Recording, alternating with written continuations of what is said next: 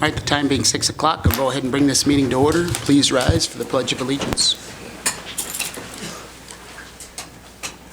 I pledge allegiance to the flag of the United States of America and to the republic for which it stands, one nation under God, indivisible, with liberty and justice for all.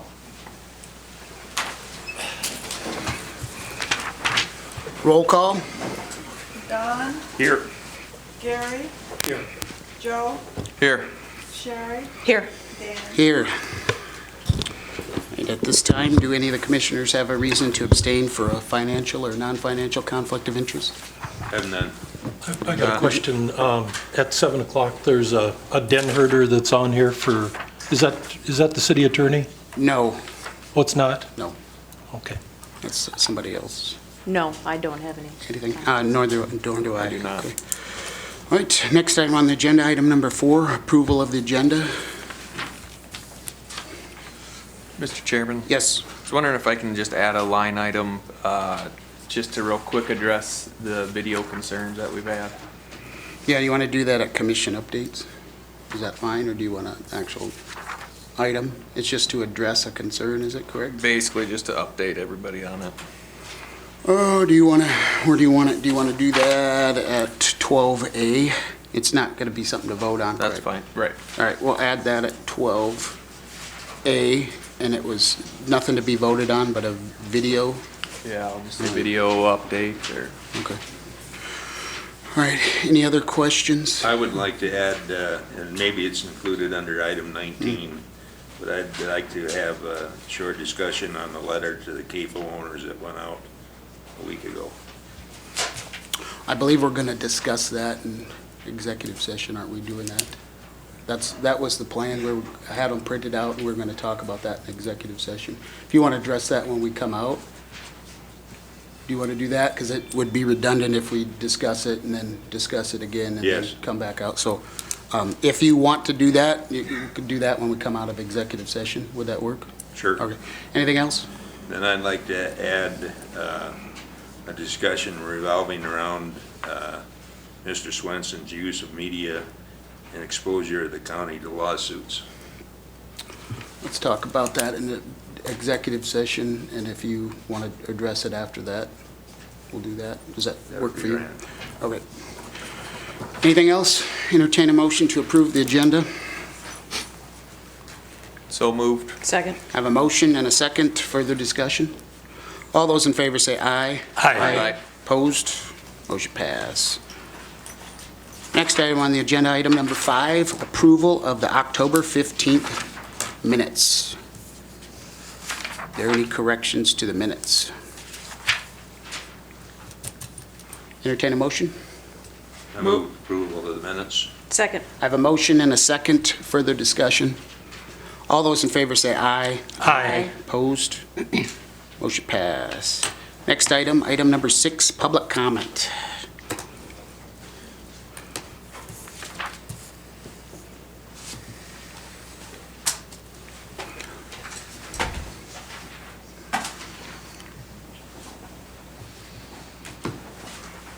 Thank you. All right, first person for public comment is Howard Cottle.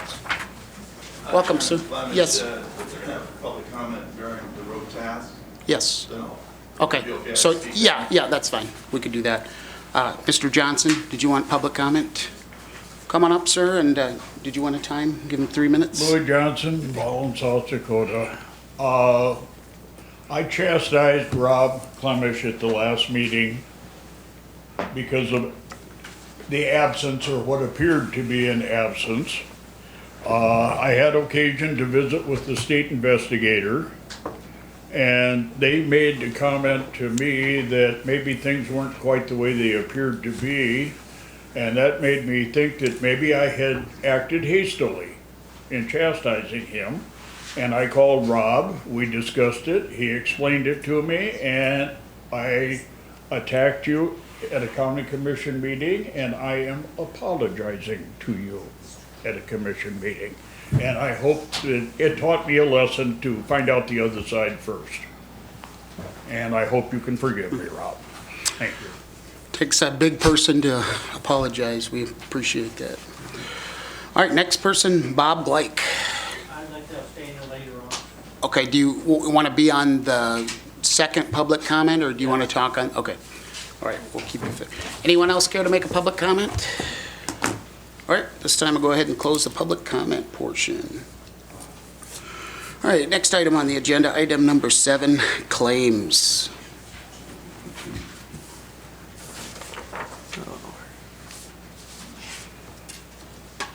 I move payment of the claims. Second. I have a motion and a second. Further discussion? I had one question Yes. on, I just gotta find it. If I can, there's a $51,000. Oh, that's data processing on page 7? Yep. I called about that, and that was, did you want to explain that, or did you want me to? That's just our Encode, is that the Encode one? I believe so, yeah. The program that we use for all our work is called Encode, and that's our, like, maintenance fee Okay, for them, because we can call them whenever we have a problem, so they're our go-to people for Sure. if we ever have problems with that program. okay, And we do everything on there. We do payroll, we do claims, we do budget, we do taxes. right, It's our main program. okay. Thank you. All right, any other further discussion? I have a motion and a second, so no more discussion. All those in favor say aye. Aye. Opposed? Motion passed. Next item, October payroll. Entertain a motion.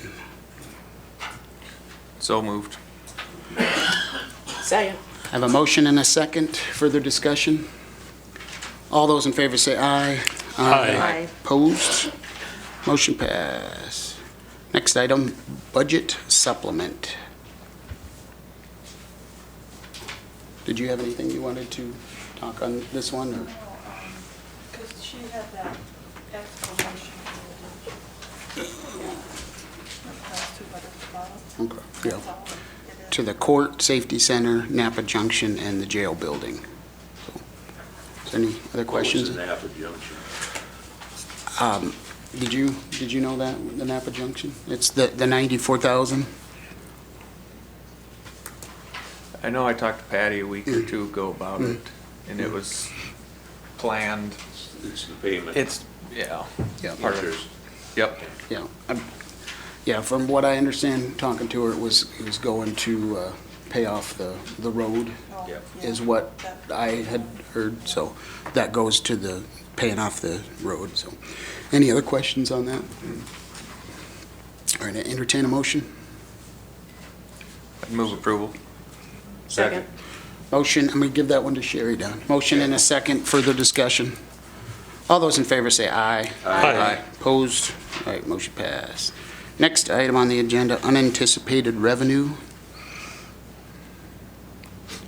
And what is this, CPR money? Yes. Moving $2,200 into the ambulance salary line and $1,850 into the supply line item. All right. Move approval. Second. I have a motion and a second. Further discussion? All those in favor say aye. Aye. Opposed? All right, motion passed. Next item, liquor license renewals. I know I had a question on these. Some of them are $1,500, some of them are $1,100, some of them are $500, and that, I guess, has to do with population. And then the $500 one is only beer and wine, beer and No, wine. just wine. Just wine, Cider. okay. Wine and cider, yes. Any questions on that? Entertain a motion. Move approval. Second. I have a motion and a second. Further discussion? All those in favor say aye. Aye. Opposed? Motion pass. Next item is Christmas holiday request. Did you want to cover this one, Karen? or- Basically, Patty's just asking for Monday and Tuesday before Christmas because the state is also getting that. And half of our, like Bonham County has decided to, so has Union and Turner. And then the other counties have decided just to do Tuesday. So she's just basically, just asking. For Monday and for Tuesday? Monday, Tuesday, or whatever you Sure. decide.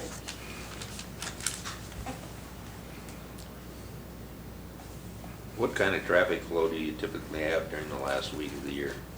It's actually pretty quiet. I mean, our office.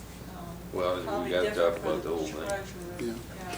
Well, I don't, speaking with some of the offices, this obviously won't affect the jail and the And sheriff's the- office. right. And if there's a snowstorm, I'm sure Mike will They'll still be out, work. but they'll be out. So Yeah. I believe it's mostly for this, This building. Yeah. mostly.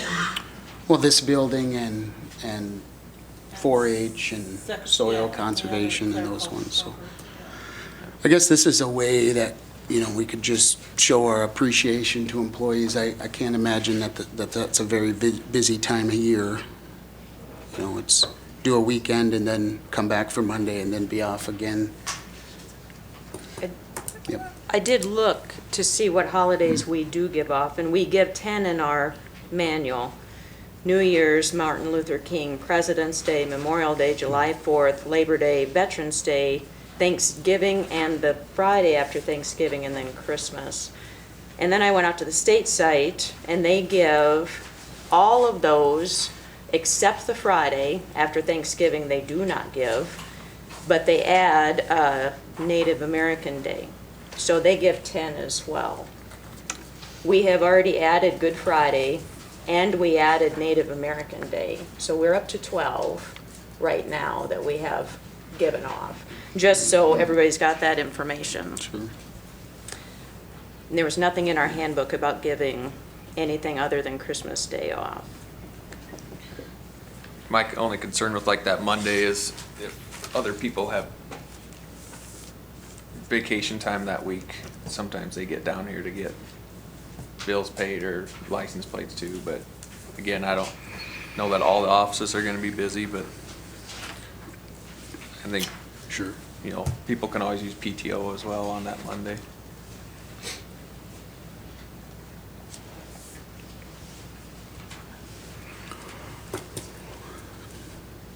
Well, I think we got a choice to make, I guess, on what we're gonna do. I know with some of the offices, like the treasurer office, using the state system, if they're here when the state's not here, there's really not a lot they can do, from what I've been told, but, there are things I'm sure they could do.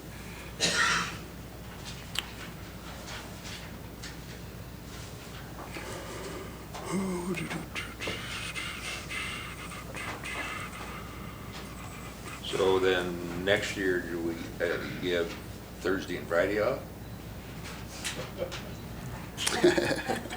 It is something that will be reviewed. Well, we're starting the HR firm that's coming in to help us is starting to come into the building and learn. And this is certainly on the list to review the holidays we do give off, to make sure we're up to date with what similar government entities are doing, I guess. But that would be my concern too, is, where do you start drawing the line? Well, when at things? when we did discuss that, the goal was to mirror what the state was in our handbook when it's redone, correct? That's what our goal was? We've not Well, fully vetted that out yet. So, I suppose this will change, but.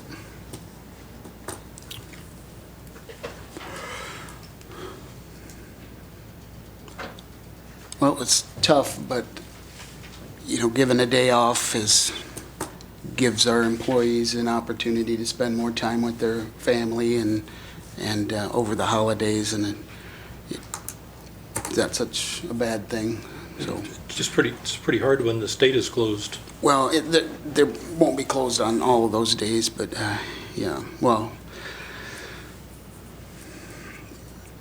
So the state is open the day after Thanksgiving. Does that mean we should be open the day after Thanksgiving? It's tough. I mean, it's the Yeah, argument it's from the tough. other side. It's tough, so. So I don't feel comfortable giving 2 days off, because that's 3 days in a row, that's 5 days in a row, a weekend and 3 days.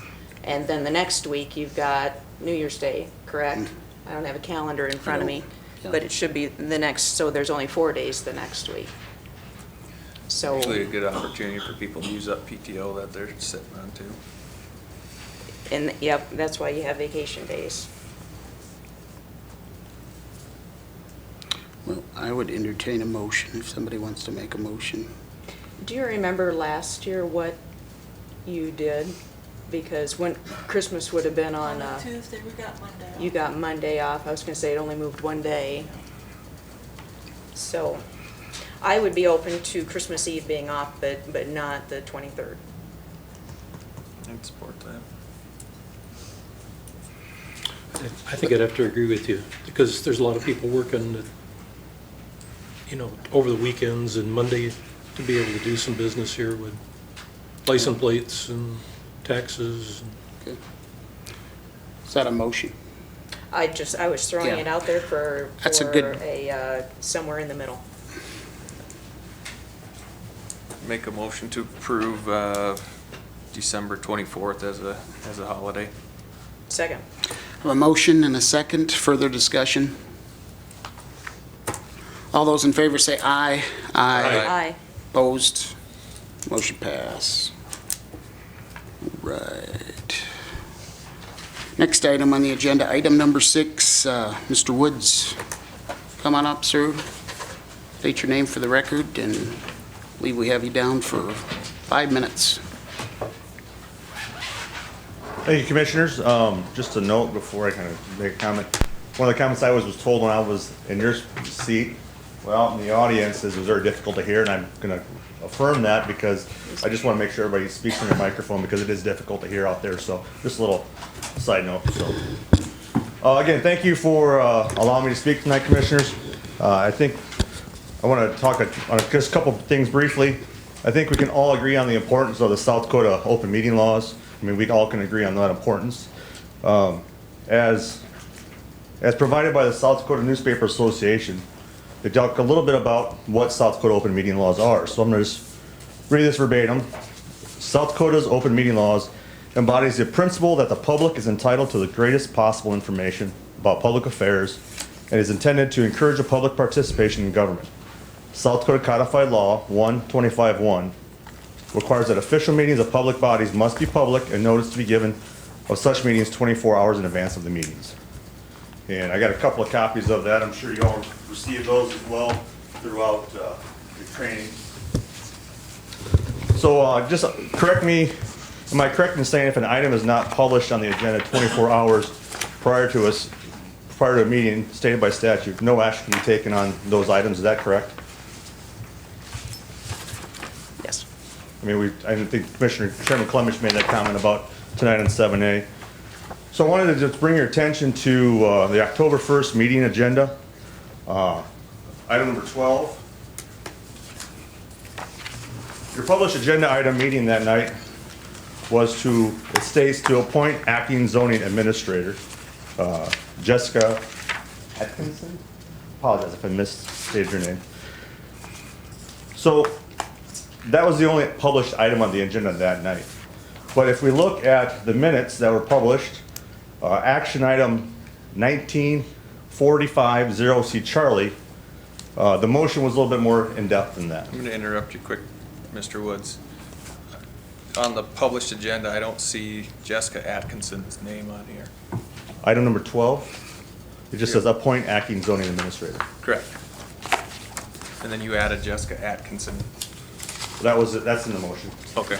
But not on the Yeah, agenda. and Mr. Woods, according to the Yankton County agenda policy, which you adopted, all of these copies and support material should have actually been given to us prior so we could have reviewed them. I mean, this is the policy you created, and now you're not following your own policy, so we could have put a lot of this in the agenda in the packet, so I everybody believe could the have had it agenda did available. say item October 1st meeting, item number 12. Well, yeah, but you're handing us out all these documents now that we One's your haven't had agenda, before. One's your published agenda, and one's your meeting minutes. Yeah, and it says, in the agenda topic of the policy that you created copies of the supporting material and legal references. So you can continue, but usually that's included, all these items. That we could have had it in the packet. We could have been more informed. Duly noted. So based on the motion on October 1st, action item 19450C Charles, a motion was made by Lowe, seconded by Swenson, to appoint Jessica Atkinson as acting planning and zoning administrator. That was the only published agenda item. But you added two other items in this motion. One was to appoint Commissioner Healy as guidance, which I believe in the video said advisor. And point number two was to give or appoint authority to the Planning and Zoning Commission to review any and all complaints that are received for zoning enforcement, render decision on all complaints. Those two items were not published agenda items, which, based on South Dakota statute, you need to have it published as an agenda item. There's also another item, Rob had brought in 11A on the Minnehaha County Mental Illness Board. That also was not a published agenda item, but you both took action on it, on all those three items. So my question to you as the commission is, if it's not a published agenda item, how can we vote on that matter?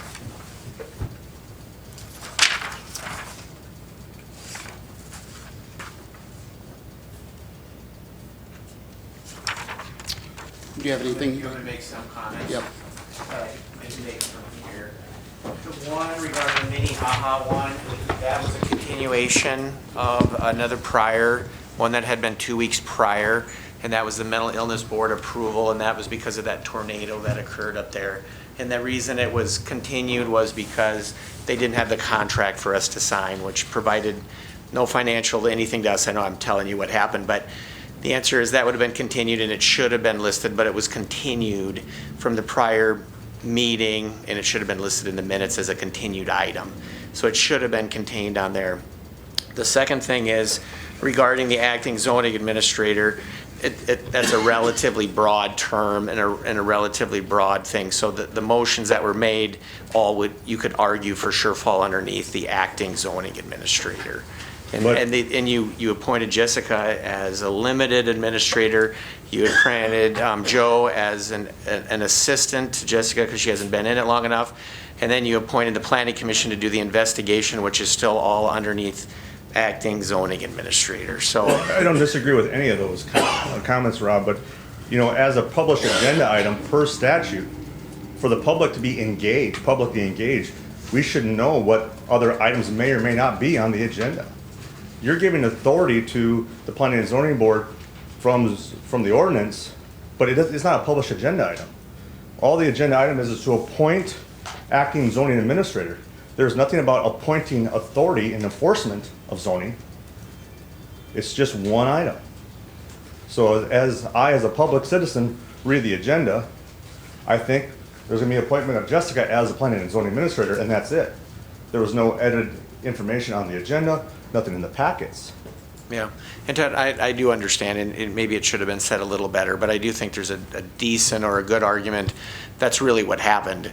You appointed Jessica, and pursuant to the Article 23, it states in there that the zoning administrator must investigate. That's pursuant to the rules. They didn't have to do that. Jessica would have had that authority as the acting, but it was limited, and so they made another appointment under the same article, and it was referenced that they can do the investigation, but they had that authority if they're acting, and the commission does have the ability to appoint under 11-225. The commission has the ability to appoint that for ordinance, but without it being a published agenda item per state statute, that's where my objection comes into play. No, and Ted, I do understand. And just like the mental illness board, I understand it may have been continued, but again, that was not a published agenda item. So there's two, possibly three items that are not published agenda items, which I understand how important transparency is to this commission. I don't see it here. Yeah, and Ted, in publishing in the minutes does count for publishing. It wasn't listed on the thing, so if it was published in the minutes, it was continued, then that does count for bringing it forward. It could have been listed a little better. And then the argument would be acting zoning administrator, the authority would have been granted that night to the planning commission and then granted to Jessica at the time.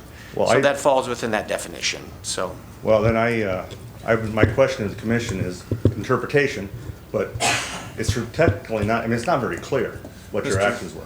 Mr. Woods, we have on the agenda tonight Christmas holiday request. We also discussed the 23rd of December and the 24th, neither of which are Christmas. So should we revise this agenda? That is totally up to you. You Also are the looked commission in at charge of the agenda. liquor license renewals. There was a beer or a wine renewal on there, which is not a liquor license. I believe that falls in the same statute, So- liquor and wine. I think we're splitting hairs here, myself. Well, most of these were all consent agenda items when Mr. Woods was on the commission, and nobody got to even know what they were, so they just got voted on, so. Well, I appreciate your time, thanks for Well, coming Mike, in. I'm not done yet. I have a quick question. I gave you 5 minutes, we got a lot So of I- agenda items to Well, go if that's the through. case, I expect you to give everybody the 5 minutes that are posted on the agenda, and no more than that. Obviously, anytime there's a question in regards to the commission's actions, we are very limited on what there's testimony. How much more time would you like, I have Mr. Woods? just an easy question. How is the commission going to rectify this motion? Are you going to rectify this motion? What would you like us to do, Mr. Woods? Well, my question is the motion legal? Which one, the mental illness one, the other, which one, All- all of them? All three of them are not published agenda items. I believe Walworth County, Rob, can you correct me if I'm wrong, didn't Walworth County just have an open meeting law violation where the auditor was arrested by the state's attorney for violation of open meeting laws? And Todd, that could be true. I It was don't just know. a headline here about 2 weeks ago. Yeah, that could be true. I'm not, Because violation of open meeting laws is a class 2 misdemeanor. Am I correct? that's correct. So my question is, how are you going to rectify this action when it wasn't a published agenda item? Todd, But- sorry, guys, Go ahead. I can address it. It goes to the state's attorney. State's attorney can send it to another state's attorney. I can send it up to the thing. So Todd, if you would like, you could submit the complaint to me, then I could, I better not address it, but I could send it to another state's attorney or up to the attorney general up in here. So that would I be would give the opportunity something. for the commission to rectify their situation so we didn't have to do a complaint. And Todd, the answer is that, and I'm not speaking for the commission, I'm speaking for myself, possibly the better thing maybe would be to do, just be a little more careful on listing items and making sure it's included and staying within the confines of the question. But again, I think we're splitting hairs just a little bit because the answer to the question is, my interpretation and your interpretation might not be the same, and we're believing we're talking of the same thing, right? I believe there was compliance with that, with the acting zoning administrator, because that's what happened. So, but Todd, I do understand what you're saying, and we need to comply with the rules, and we need to follow them. So I'm not by any means saying not to follow them. I'm saying we need to follow them.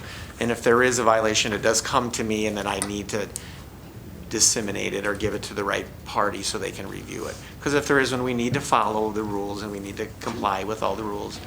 And as you will hear later or in the other meetings, I want the rules followed, and that's what we need to do. So, and if we're not following them, there's a complaint, we need to look into it. So that's- Mr. Woods, are you an attorney?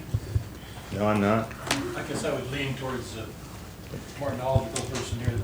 And Todd, I'm not going to say that response, but my response is, if there's a complaint, we need to follow the proper channels, and I'm happy to do that. I'm happy to look into it and figure it out So- on the time. I'm happy to do that. Thank you, Rob.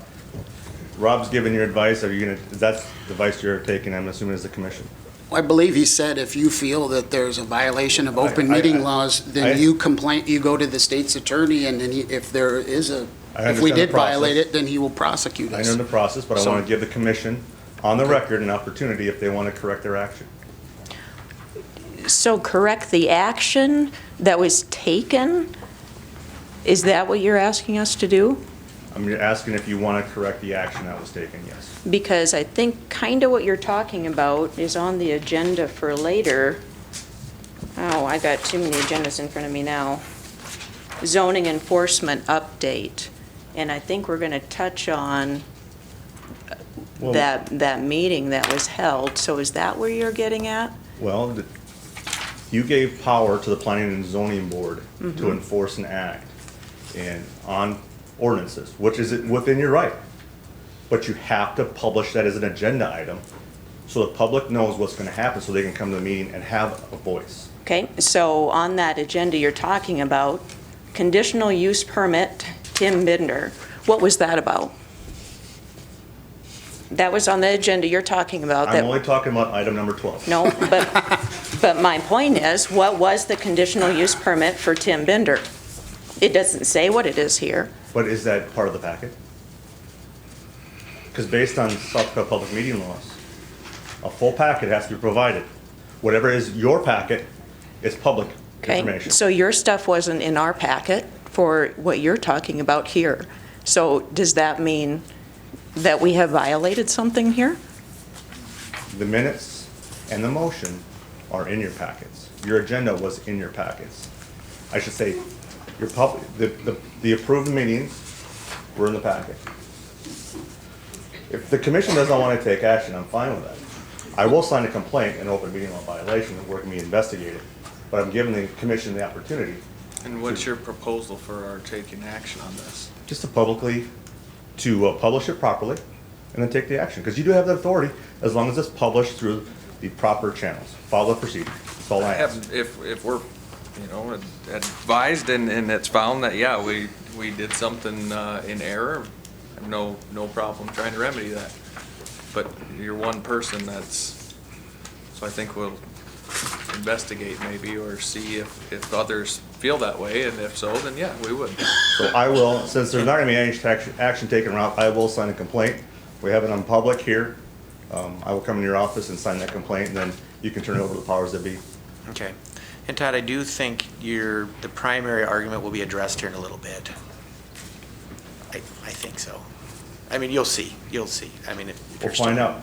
Because, one thing I would like to ask the commission, and Joe, you made a comment about it earlier, is you're going to address maybe some of the videos aspect, and there's been a lot of videos of the meetings that are not complete, and I find that interesting why they're not complete. I think that's way beyond 5 minutes, isn't it? So am I limited on the 5 minutes? No. And are we going to limit everybody on their time slot? I just said it's way beyond 5 minutes. Was there anything else, That's all I said. Mr. Woods, that you'd like to talk to us about? That's it. All right. Well, we thank you very much. All right. Next item on the agenda, item number 9, life pack purchases, Mr. Hawkins. We apologize, we usually have the county employees go first so they can get home, but special circumstances. Training night, so it's either here or there. All right. So, anyhow, evening, everybody. As Welcome. I talked in our budget meeting, that we probably need to start looking at replacing our current life packs. We've got them, they're anywhere from 7, 8, 11 years old. I'm gonna have one that's gonna be 11 years old in 2020. I reached out to Physio Control or Stryker Medical now that owns, and they kind of came up with a 4-year deal for us to get 4 new ones, and just have to pay for one over the next 4 years. That payment would be $24,700 and whatever it is listed there. There's no interest, no finance fee. The big plus side to this is that we do need to replace these, but we're locking ourselves in at the 2020 rate, if you will, at that $24,700 each. If we just push it off to just buy one every year, one, we won't get the 24,000 because that's kind of a bulk rate, and 2, there's going to be a 34% increase each year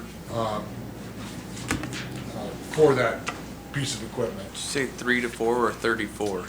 3 to 4. Okay. Yeah. It's like. And so the only con that I could come up with was that we're kind of committing ourselves to a $24,000 budget item for the next 4 years. I put together, kind of listed the stuff in there that it does, and I gave a picture of it in case you had any questions. It's pretty high You tech. can certainly say it's an expensive piece of equipment, and I would agree with you. What's that? Someone started to say something? Looks pretty amazing piece of equipment, to tell you the truth. the photo here. Oh, It looks pretty yeah. good. And it lists out in everything that machine will do for the patient, whether it's a blood pressure, 12 lead, any of that stuff, we can send it directly to the hospital. Wow, So- that's impressive. So how When important patients are are, having an MI, when we catch that in the field, we can send that EKG 12 lead directly to the hospital way in advance of us arriving, and they are way prepared for that patient by the time we get there. so how important is this piece of equipment to I don't daily know if we operation? can even do our job effectively Okay. without it. It's extremely important. So what happens to the old ones?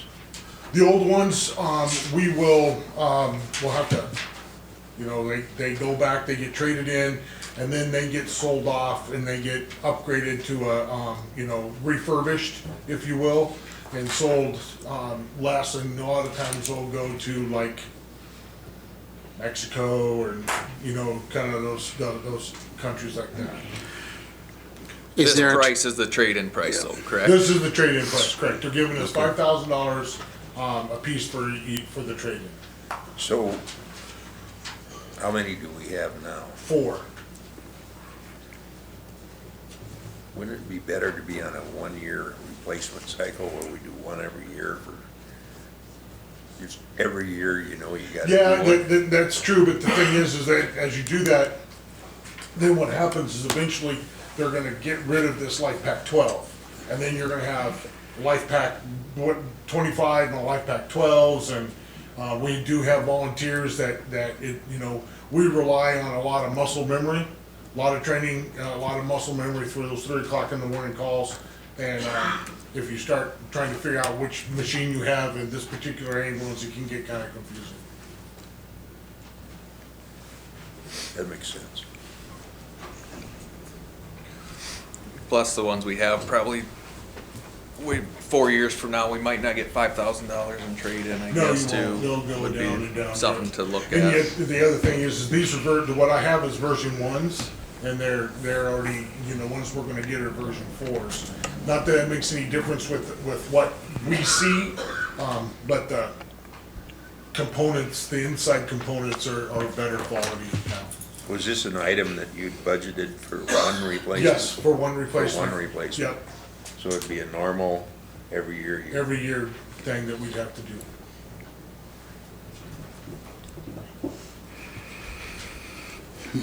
I'd move we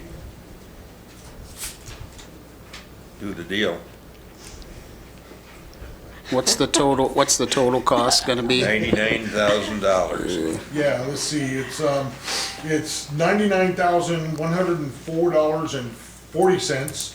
That's a total 4-year purchase, broken into 4 years is $24,776.10. I don't know why we couldn't round that around, but that's the deal they gave us.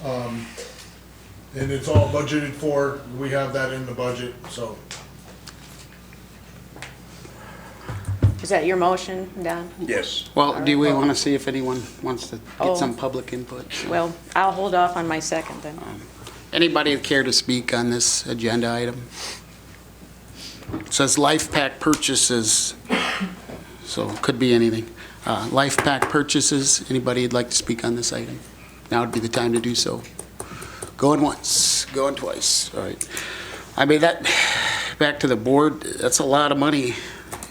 Have we looked at grants? Have we looked at doing anything like that? We got 2 or 3 of the initial ones on grants, but of Okay. course, that funding has dried up. Have we, You know. that, there are no longer grants available No, for not- something not like for this? No. Could we, most of the time, we have 2 ambulances out, correct? And sometimes we have 4. Could we do something where we have 2 of them in the ambulances we use most of the time, and then 2 of the better ones we have in the other ambulances? Or is there a way to do something like that? We can move that kind of stuff around, but, Okay.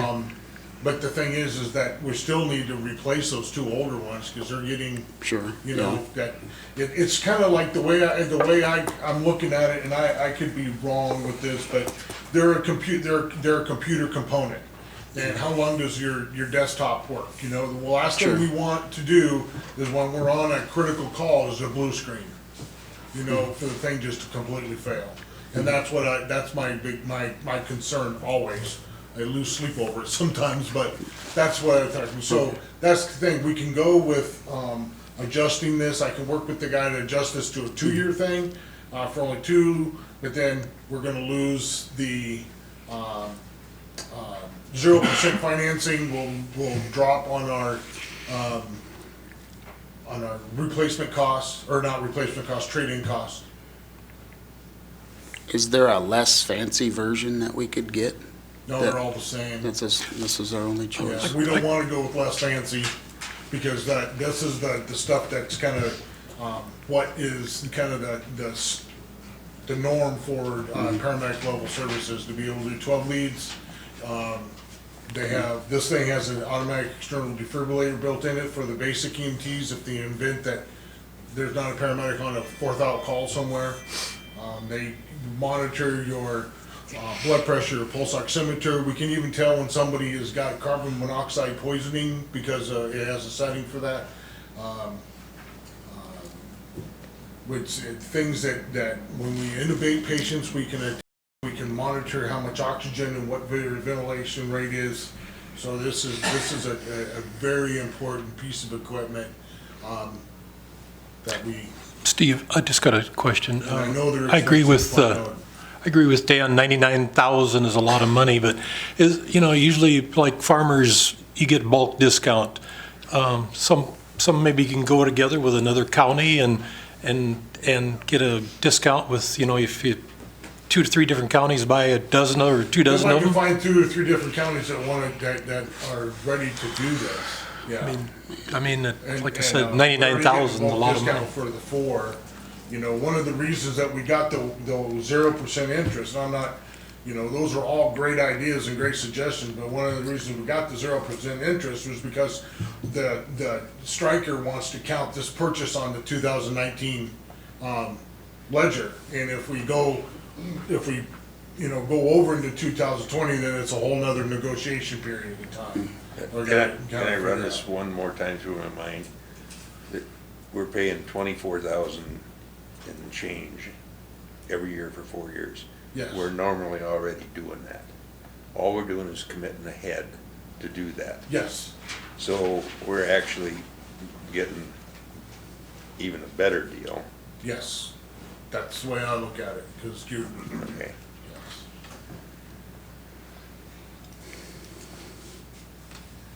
I'll second Don's motion. Can I interrupt real quick? I need to surplus out the old ones when it comes time, so can we make that a motion all at once? It's not on the agenda. It's on here. It's in my letter. Rob, can we do that? I can do that. Can we do that? I can come back. We can do it at a different All right, it time. It's doesn't- not a big deal. All Just do a right, all right. second motion. All right, we better check. All right. So that we have a motion and a second to approve a purchase of $99,104.40 for life pack purchases. Yes. Okay. Is there further discussion? The only possible flaw I see is if this striker company would go out of business. Yeah. No. That'd be great, because we already got 4. You may have to repair them, but you gotta trade them off. So how long can we expect these ones to last then? 7, 8. 7, 8 years? Yep. 7, 8 years. Yeah. That'd be my only concern on the back end is get back into a staggered program, I guess. Would be my only we can work concern. on something like that, yeah, because it just kept getting put off, so I got put it off, didn't think that I was hoping that we were gonna get some grant money rolling around again, but they gave that money to other people. I got a hypothetical question for you, Steve. Say for some reason in the future that Yankton County is in big trouble, and we have to sell the ambulance service off to, say, Avera or Sioux Falls or something. Then what happens to that contract? Are we still committed to pay that 20? I have no idea. You have no idea. If you sell it off, you'd have to sell off the whole, That's you have to take all your expenditures and all that stuff and add those up, and you have to pay those off. Just like you would at your house or whatever. We'd still be committed to paying that every year then. Yeah. Yeah. But All right, I have a motion and a second. Is there further discussion? Roll call vote, please. Yes. Gary, No. Joe, Yes. Sherry, Yes. Dan. Yes, motion pass. Take very good care of them. Oh, we will. Yep. We So, will. all right. When we take them out on the boat, we're gonna build a special life All right. vest for them. Now, Okay. do we want to do the motion to surplus the Yeah. other four now? Sure, you could. It's not on the agenda, it only says life pack purchases, but Okay. we're gonna do a motion to do them surplus, and that's okay to do that, Rob? We're gonna get, okay, all right. Okay, all right. So now we're gonna discuss surplusing the life pack purchases that we have, and the cost is $5,000 each for those, for a total of $20,000? Correct. Okay. Does anybody from the public care to speak on that? Going once, going twice. All right, back to the board. Entertain a motion. So moved. Second. I have a motion and a second. Further discussion. Roll call vote, please. Don, Yes. Gary, No. Joe, Yes. Sherry, Yes. Dan. Yes, motion passed. Thank you, ladies and gentlemen. Thank you. Have a good evening, okay? All right. Hey, when you do get those in, come in and show us one of those if you wouldn't mind. You betcha I All will. right. I'll even Show hook you up and Yeah, shot me? All right, okay. Okay, that sounds good. Line up. Yeah. All right, next item on the agenda, item number 10, entrance application for Mr. Stanley Cap. Mr. Solacek, welcome. I guess first thing, I just got entrance application for Stanley Cap. It'd be, if you guys are familiar with 435 and the gun range on the Utica Road. It's not cap, it's chop. Well, I, you know, Spelled like Cap. You knew Sorry. that. Yeah, I did know that. apologize. Yeah, it's right, Joe. but yeah, it's right across the road, right from the gun range there. There is an existing approach farther north. It is too narrow for trucks. Where he's placing this one now is on top of a knoll, so I am not requiring him to put a culvert in. Okay. Move approval of the, Okay, Joel, let's see if there's anybody Oh, wants, yep. anybody from the public want to speak on this? Going once, going twice, okay. Back to the board. Did you have a motion, Joe? yeah, I'd move approval of the Stanley Chop application. Second. I'm gonna give that to Don this time. Motion and a second. Further discussion. All those in favor say aye. Aye. Opposed? Motion passed. All right, next one is contractor bid for preservation grants. I guess what I'm looking at is to go out for approval to hire a contractor, or to go out to bid for contractor for the preservation grants for next year on the two bridges that we have grants on. Be the one approximately 3/4 mile north of Utica, and then the other bridge would be on 448 south of 301, about half a mile. Bridge improvement grants. Yeah. Anybody? Yeah, just looking for approval for. Okay. Okay, to go so, out to bid. so we're going to be clear, this is just the preservation, so it's not changing the load limits, because I Right. was asked that, so it's just the surface coating. Right. All right.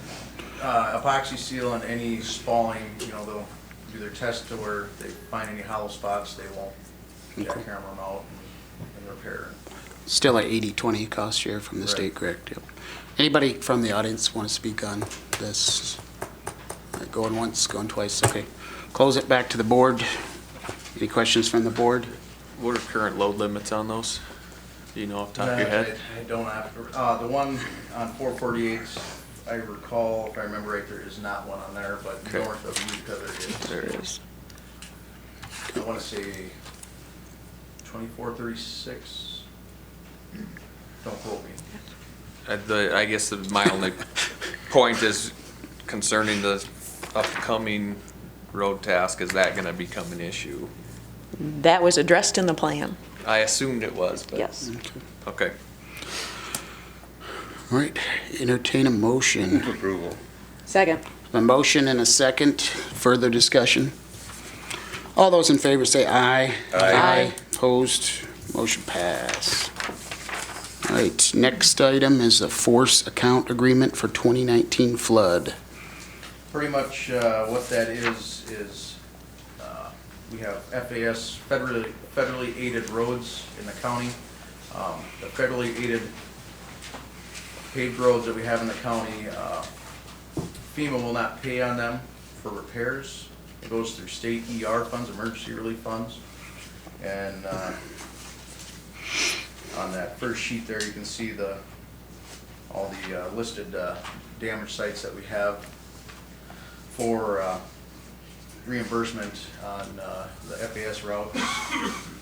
Adding them up, that comes out to $188,000. I guess the main thing I'm looking for is signatures for the agreement, I guess. So that 188,000, that's coming toward us, to fix these roads Right. from the state? Can we get more? Yeah, we appreciate your Well, I guess effort on that that, is so. up to, that is not That is up the to. exact number that we will get, that Okay. is up to. Is that an I can't 80%? go over each, like Okay, 3A yep. is $5,425, I cannot exceed that. Is that what cost share is that? Is that with the state? Is it the 80/20 or is I it something think it's different or? 90/10. Oh, well, it's better. All right, It, we're gonna hold you to that. we have FEMA and this Yeah. going on, I'm sorry. All right. Next time you come back, clarify that with us, but we appreciate that. So we need to approve this and give you a signature. Yeah. Okay. Anybody from the audience want to speak on this topic? All right, I don't see anybody. Back to the board. Need a motion to approve. Move to approve the force account agreement for 2019 flood. Second. I have a motion and a second. Further discussion? All those in favor say aye. Aye. Opposed? Motion pass. Next item, approve state bid for riprap. In front of you there, I have the approved contract for this last summer with the flooding event over in Union County, South Dakota Highway 38. Had flood damage done to it. I guess I am on there. There's Class B riprap, that's the main line item I'm after. Placed by Pullman Excavation for $44 per ton placed. I'm looking at having Mike Pullman, Pullman Excavation do the repair work under Fleets Bridge. There's a lot of scouring issues going on there. Yeah, do you want to explain to the public what's going on with that bridge so we're all on the same page? Well, in the past, everybody knows about the scour issue on the southeast corner. It didn't get any better over this, between spring and this last event. Over this last event, the west side sustained damage to both north and south side of the west abutment. So there needs to be riprap done there. Directly below the bridge on the east abutment, there needs to be some done there, and then along with the scour in that southeast corner, it has moved probably 20 foot closer towards the bridge abutment. So Wow. something that needs to have, it has to get addressed this year regardless. Do have the crew out, we're working on the scour issues on Jamesville right now, and then next when that's complete, we'll go to Stone Church. Number smaller projects, I feel comfortable doing them. The big project, it's gonna take more time, more trucks and everything, so. Will that bridge be closed down when we place this riprap? Well, at Fleets Bridge, yes, we will have to close it. It'll be just during the day. We will open it, it'll be open in the morning and the evening. Okay. It's not on the agenda, but Jamesville Bridge, you want to give us an update on that quick? Jamesville Bridge, talking with Clark Engineering, they're coming up with cost estimates, should have them by Thursday. Cost estimates for repair, and it sounds like there'll be two different options that we can take on that, on the repair work. I asked also on what we're thinking on timeline on repair, and it's hard to say right now. We have to, get a hold of Don and Sherry, have them come to the office, discuss our options, and then bring it to you guys, and then we have to go out for bid for contractors. It'll be closed for the foreseeable future, though, Well, just talking with Adam, we can hope for December, but okay. gotta keep the ball rolling, I guess, is the Okay. biggest thing. All right, anybody from the audience want to speak on approve the state riprap bid? Come on up, state your name and go ahead.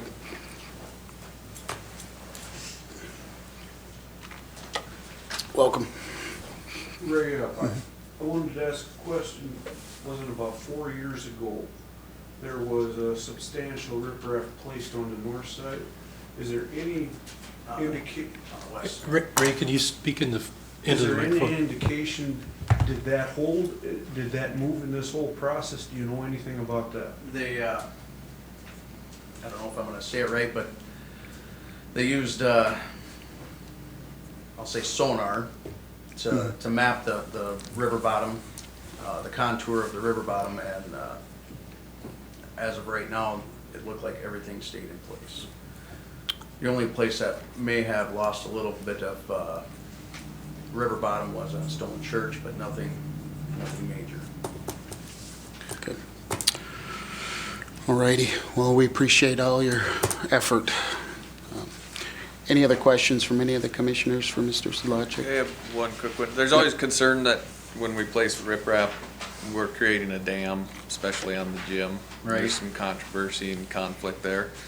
Is this, I can assume Clark has spec'd out the tons and location to put this, or how do we site the rock? That's just, Or we just done? for placement wise, I will say we are not going to create any, we're not gonna slow the river down, because we're mainly armoring the banks, Okay. where this is all being placed. Can we get an actual estimate on what it's gonna cost? Well, we kind of found out on the Jamesville Bridge yesterday, the scour hole that we were trying to fill, we couldn't reach it with the bottom of the excavator, so. That's bad. Yeah, that's, I was thinking, day and a half project. Well, it's looking like it's probably gonna be 3. wow. Possibly 4. Wow. We have material protruding out of the water now, so that is a plus. All right. We aren't building any liability for the railroad bridge. All we're doing is protecting our bridge. And that's within our rights. Right, because right now, The railroad won't be able to sue us for, no, we're not changing anything other than we're armoring the bank, like on the west side. Are we gonna add material? The only material we're going to add is riprap, and that is, there's, say, approximately 5 foot of the bank disappeared, so we're not really altering what has already been done. You're not out dumping it in the middle of the Right. river. And then along with that southeast corner, well, you guys seen that big scour hole, we're just trying to protect, because right now so last year, the scour was, I would say, right on the edge of our right of way. Now it is halfway through the ditch bottom. So we've lost that much already, so. We appreciate it. I believe we still need a motion for approve the state bid for riprap at $44 per ton placed. That includes trucking and everything, right? Okay, so I would entertain a motion on approval of the state bid for riprap. So Unless you moved. Second. have a motion and a second, further discussion. All those in favor say aye. Aye. Opposed, motion passed. You guys want a little update on the whole department quick? Or? The whole what? Yeah, sure. We're, Give us a 3-minute version. I'll give you a 50-second. Okay, better. Last week, we were hauling gravel, mowing ditches, blading, small dirt work projects last week. This week, hauling gravel to the east side of the county. we should be done with gravel on the east side of county this week. The reclamation will be starting here possibly Thursday. The mill's gonna move in and start on 449. Riprap on the Jamesville Bridge, we've been working on that. Blading, making sure the windrows are gone and pulling ditches, so. I guess that's the excitement. For snow, huh? Is Fisher and Marquardt, are they starting to replenish our gravel supply? Marquardt's is probably almost done. Fisher's, that's where the crusher will be going next, so. And we are, at the end of the day, so the blade operator has time to get in, I have the guys replenishing our stockpile at the shop. It's only a round or two at the end of the day, but little by little, we'll have a decent pile for, hopefully, we don't have to use it next spring. Right. Thank you very much. Appreciate it. Thanks, Mike. All right. Next item on the agenda, item number 11, agreement for the provision of library services. Mrs. Schmidt, welcome. Good evening. I sent along in the packets a new proposed agreement for the provision of library services for 2020, and some of the main changes are indicated that the funding from the county has gone down. We requested $24,000 and you guys have approved $15,000. So that change is indicated in the agreement.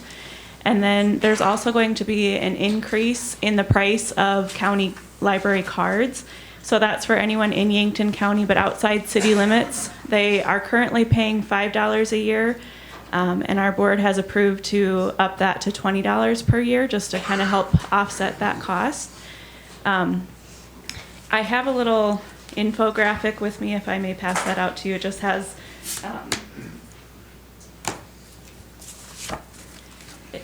some stats about some of the services and programs we offer at the library. In 2018, we offered 437 programs at the library, so that's more than one program a day. And almost all of those were free and open to the public. So I think truly the library helps improve the quality of life in our community. And I do appreciate the partnership that we have between city and county, and I hope that partnership continues and improves. Do you guys have any questions for me about anything? No. Any questions for anyone on the audience for the library? No? Well, we appreciate everything you do. I know our kids really enjoy the library, and you have a lot of great programs. So you need a motion to approve the agreement for library services for 2020. So I'd entertain a motion. So moved. Second. A motion and a second. Further discussion? Although, roll call vote. Let's do a roll call vote on this one. Dan? Yes. Sherry? Yes. Joe? Yes. Gary? Yes. Don? Yes. Motion passed. Thank you very much. Thank you. I'd also like to invite, if any of you ever want a tour of the library, or if you have any questions for me, to just reach out, and I'd be happy to help you with that. It's a pretty Thank good you. tour. I've been on it. Yeah. How much time do you need to set up? Me? You want to take? I'm going to speak from the podium. All right. So we don't have any overheads. This is our, Anybody need a break, or do you want to go? What? I'm fine. Okay. Next item on the agenda, item number 12, Road Task Force Report. Commissioner All right. Loest. we're 20 minutes behind, so I'll try not to do what I usually do, which is talk forever. Let's see, the map is behind me, and we really don't have a good place to put it, so hopefully everybody looked at it before I am now standing in front of it. The purpose, and I'm going to read the entire purpose of our final report. The Yankton County Commissioners are concerned that available highway funding is insufficient to maintain all of the currently paved roads in the county. This task force was developed to evaluate the creation of corridor roads in order to prioritize funding dollars and to identify roads which may be reverted back to gravel surface. So we had nominated 5 members of the task force, and I am going to name them because we really appreciate all of the time that they put in. So there's Bob Chop from Utica Township, Roger Farrenholz from Ziskoff, the south portion, Daniel Grant from Vollen, Don Kettering represented Utica South, I am from Central, Tim McManus from Marindal, Kent Metler from Odessa, and of course, Mike Solacek was our highway superintendent who attended the meeting. Sherry, could I have a sec? If you were a member of this task force, would you please stand up? I know there's some of you guys in here, so you're not getting out of there.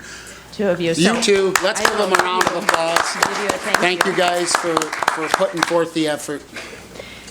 So we had 2, 4, 6, we had 8 meetings. One was out at the Mayfield Bar, one was at the Lesterville Fire Hall, and we had one in the Gayville Community Center. And we really felt those were probably the most productive meetings that we had because we had a lot of interaction with the public. And the goal of those was to really see what they wanted. Because we would go to the meeting with, this is where we're at so far, poke holes in it, suggest changes, etc. We did have 2 people from South Dakota Local Transportation come down and talk to us. One was Chuck Fromelt, and the other was Andrew Peterson. So the next portion is definitions. So, and I am just going to touch on this briefly, but I'll say a little bit more later. So we had essentially A, B, C, and then we had C gravel roads. So A and B roads are essentially the same.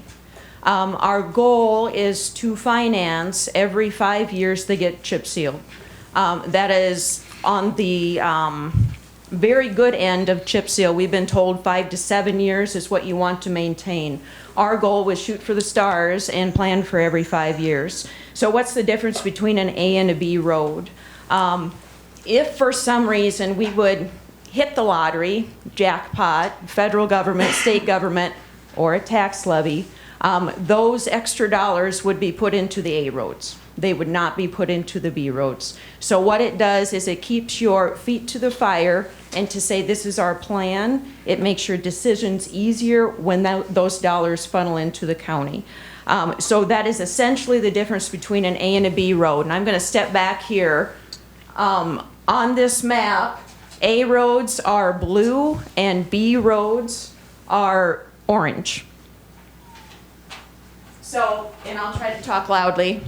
So you can kind of see where the roads are at. We tried to spread them out.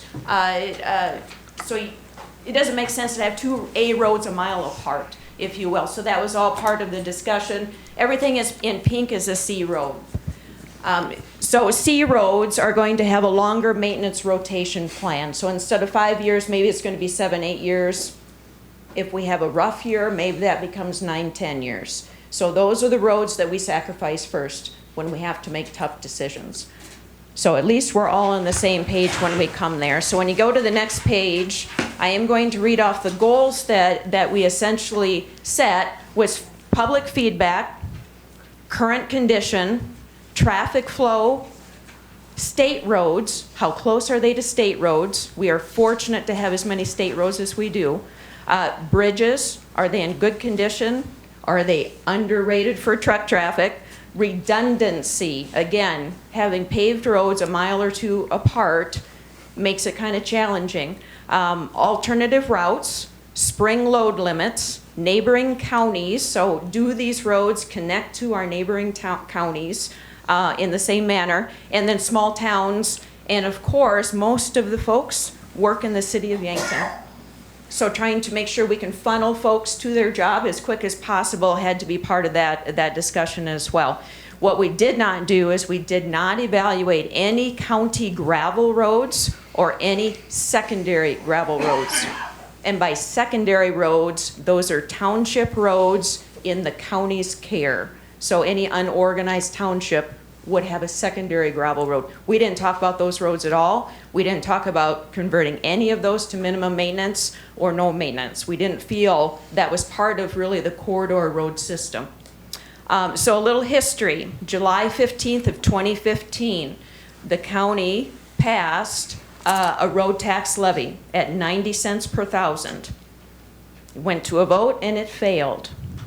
So after that, in 2016, County Commission appointed a task force. Don was on that task force, I was on that task force, and Bob Chop who is on this commission, or this task force, was also on that one. So I'm going to read their objective was to review the current condition of the roads and bridges and to evaluate possible solutions in maintaining or improving the areas. So their focus was a little bit different than our focus that we were assigned with. But so their recommendations were move road and bridge maintenance to higher priority in the budget, establish criteria for improvement and maintenance in the county 5-year plan, track expenses and revenues in the unorganized townships, inform and educate the public concerning roads and bridges, and then the last one was one of two, was to do a 30-cent per thousand tax levy and a $1 wheel tax on 4 wheels, or to go for a 60-cent per thousand tax levy. And they did say a sunset clause of 5 years should be implemented. So on July 15th of 2016, I don't know why I highlighted that. Anyway, the county commission, it was July 15th of 2016. The county commission passed a resolution for a 45-cent tax levy and also a $5 wheel tax on a maximum 12 wheels. So those two were passed as a result of the last. That was also petitioned to a vote, and both of those failed. So here we are, June 4, 2019, County Commission appoints a new task force to study this again. So that gives you how we got here. I thought it was important to include that so we know at least what has happened. So we considered the current road conditions, traffic count. Mike mentioned it earlier, federal aid, secondary highway system roads. So he talked about the funding that goes to those roads. Road information from other counties. A key statistic there is how many paved miles per square mile does each county have, and that's all in the appendix. The other reference was the 2015 Yankton County Master Transportation Plan, which was a good resource. So I'm not going to go through all of the public input that was included in the front page of this report, except, and I think we'll have someone who's going to speak on this tonight, 309th Street, which is Old 50. A request was made to list this as an A road versus a C road, which is what it is on the map today. Excuse me, so that request was made at a later meeting. This same request was made based on current road base and the traffic counts being on that road. So in our discussions, this is the chunk of road that this person had requested remain an A chunk. One argument against or for why we have it as a C road is a lot of the traffic that uses this is coming from this area. They're coming down and over. And so our argument was to try to always funnel as many people to the A roads as possible. So if you took here, and if they just stay on this road, they can come down on an A road and over Sherry, on an A road. I don't even understand. I don't know how everybody else is, but can you number the roads? Which road you're talking about instead of just So pointing? they can essentially stay on the Vollen Road, head straight west, come down on 448, hit Old 50, and come into Yankton. Okay. So I'm not going to go into too much detail. I promised you I tend to get wordy. So, but I did want to mention that is one of the concerns that was voiced, of which we didn't change the plan for. So the map is out there, so let's get to this back portion. So funding, we did put this in there. We did not specifically talk about a funding strategy. We felt the county commissioners should have that task. That wasn't on us, but I did list in the report that the property tax levy that you can use is 10-12-13. Now, we need to make a correction to the report, and I apologize for that. After I submitted this, I got to think, and I had just looked at our total valuation. We're over $2 billion in the county. So what happens is the law limits our tax levy to 60 cents maximum.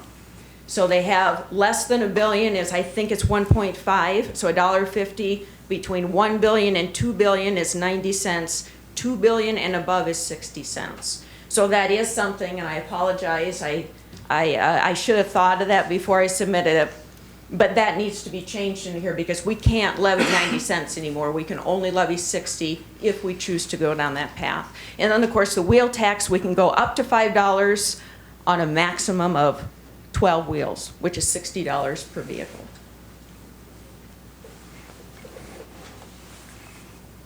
So one thing to say about that wheel tax is some counties are getting a little creative. The bridge improvement grant, you get extra points if you have a $5 wheel tax. We have a $4 wheel tax. So we're not getting as many points as maybe we could. So some counties are actually going to 5, and then instead of, say, charging for 4 wheels, they charge for 3. So you're kind of losing a little money, but you're gaining points on bridge improvement. So you hate to say they're, being a little shifty about it, but they're playing within the rules, and if that's how the game's going to be played, we need to consider playing that game as well. The last thing about the funding that I do want to mention, and I think it is a big thing, the Safety Center debt expires in December of 2025. If you all go home and look at your tax bill, there's a line item on there for debt service. And right now, the county's paying roughly $620,000 a year for that debt. So in 2024, there's a $620,000 payment. So in 2025, it drops down to $283,000. After that, it's gone. So sometimes when folks are already used to paying that amount of tax, possibly shipping the focus of those dollars could be to our advantage. The downside is we've got a few years to get there. But I think it's important to have that as part of the discussion. So let's get to our recommendations. I'm doing darn good. I got just one question. Yes. When you said that there's a limit to the 12 wheels on the wheel tax, correct? Yes. Well, how come we're not taxing the 18-wheelers and the 26-wheelers? How come those are the ones that do the damage to the roads and the bridges? Hey, you're talking to the wrong person. State law, That's the Gary. state legislature. So it's state. Okay, I want people to understand that. That is a it's state not law us. that It's we the are state limited. that's set the Exactly. limit. Okay. Yep, not every county has a wheel tax, and if you don't have a wheel tax, you can't get bridge improvement grants. So we are fortunate to have that. Specific recommendations. So the Road Task Force recommends the Yankton County Commissioners take the following actions. Number 1, adopt the Yankton County Road Task Force categories map, that thing that's standing behind me. Number 2, utilize this map to develop the Yankton County 5-year highway plan, which is updated yearly, to allocate unanticipated federal or state funding, to prioritize bridge replacement or elimination, to respond to natural disasters. Number 3, if the county commission determines that collecting additional funds from taxpayers is justified in order to upgrade an A road, we recommend these restrictions be implemented. A very specific project is identified, including complete cost estimation. B, funding collection is limited to 1, 2, or 3 years, depending on the size of the project. C, this additional funding, whether it's a tax levy and or a wheel tax, expires at the end of the project. Part D, no part of the normal highway budget is altered. Number 4, the task force recommends the first A road project to receive consideration for upgrade is 444th Avenue, which is Walshtown Road. Number 5, the corridor roadmap should be reviewed every 5 to 10 years to ensure it aligns with business development and addresses changes in funding sources. So that, and I know I sped through it. Now tonight we cannot take action, even though it's on the agenda and it's in your packet. There is a state law that says you cannot take action on a task force report at the meeting it's presented. You have to wait till next time, just so we don't get in trouble. Make sure it's on the agenda. Yes. So if there's any questions, I've used about 15 minutes. Don, did I miss anything? I know I spoke awful quickly, because there really is so much information, and I would encourage you, this is out in the packet, and after it's approved, if we do approve it, and I will get the changes in the law in there, it should be posted out on the highways website for people to refer to. It's in the agenda packet for this It's meeting. in the agenda packet. online. Just remember that one law needs to be adjusted because we have grown too much. Did you have? The only thing, or not the only thing that I wanted to say, but the first thing that I want to say is, I don't know of any commissioner Thank you. that has dedicated more time and done more work at a, excuse me, at a high level than Sherry has on this. And she's just done a wonderful job. She's been up for every meeting, answered questions, got back and provided people with answers for questions that we couldn't answer, and she's just done a fantastic job. So Had lots of help. yes, but Any questions from the audience? Sir? Did you want to speak? Come on up to the microphone so everybody can hear you, Bob. I've never been a problem for me. Yeah. Welcome, Bob. My name is Bob Light. My question I have is the state's talked about doing work on Highway 81 plus 46. Will any of these roads be changed when they became a detour road? Because obviously people, I go to Springfield every day and it's been a pain this last summer on the work they're doing. So your side roads, like the Washtown Road, Vollen Road, and all those, are going to see heavier traffic with people trying to avoid those spots and jumping back and forth. Just wondering if we're going to have consideration for those roads that don't count now but will when that traffic increases. Yep, and that was voiced to a high level during all of the meetings, and we have talked to the state about potentially doing the evaluate the road before, use the road, evaluate it after, and fix the damage, and there's not much interest for that. So we have been told that the detour roads are not going to be designated in Yankton County, they're going to be designated on state roads. And so taking that into consideration, I would highly suggest we don't do any upgrades to anything, any extra money before all the work's done. Now, one road that will be reclaimed next year, this is 294th, and it's tough. If you drive in that area, you're doing this number. It's going to be reclaimed next year, which is turned to gravel. It will not be paved again until after 46 is done, because there's no sense going the next year and putting chip seals and making it all pretty and have all these trucks bypassing 46, because we all know they're going to do it. So sadly, the folks in that area are going to have to live with that being a nice gravel road for more years. But I think in the end, and folks in that area kind of saw the logic in it, they'd rather have a road paved and then not be abused so quickly. But we are, Bob, taking all of that into consideration. And so if we're gonna spend extra dollars, we're gonna make darn sure that either it's after the state has done their stuff and left, or it's a road we feel wouldn't be used for that type bypass. But once you make something shiny and pretty, everybody wants to drive on it, don't they? So, other questions? Howard, did you want to get up and speak? You bet, come up.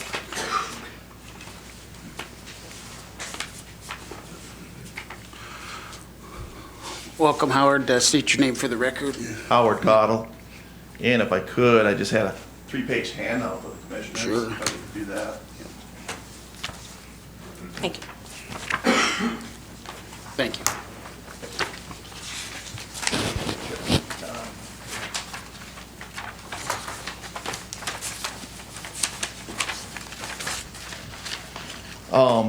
Thanks, Chairman Clemish, and thanks for listening to me, commissioners.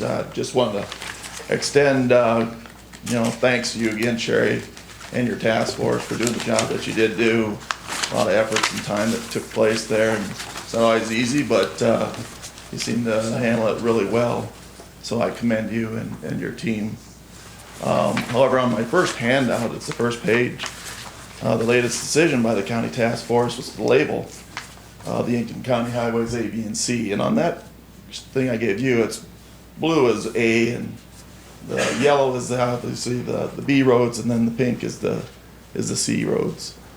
I respectfully disagree with the 3-mile stretch between 448 and 451 being labeled as a Class C road.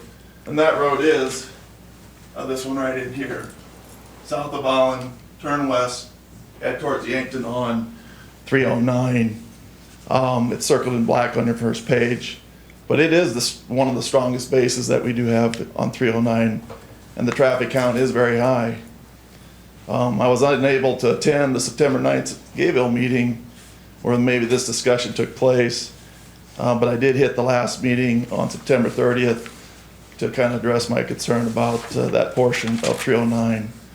And Sherry, you can correct me if I'm wrong about, but when I was kind of on the call after I heard that maybe 309 was gonna be classified as a C, you kind of gave me an illusion that, hey, that was a tough decision from the task force. It was not unanimous, and so there was a lot of thought and process that went into that, but it was very close as far as the vote on that. And then the other thing, I kind of was thinking that you gave me the illusion that the road counts weren't even checked during that portion of the meeting, and until I shared it with you and the committee that those road counts on page 2 are quite high. And then the final thing was the September 30th meeting where you didn't have Andrew Peterson, who is worked for the South Dakota Transportation Assistance Program. First thing out of his mind was he stated that, highways with strong bases, like 309, are by far the cheapest to maintain. So I thought that was interesting as well. The second page obviously is the DOT for Yankton County, where they did the traffic counts. That count was the latest one that they have. It's 2014.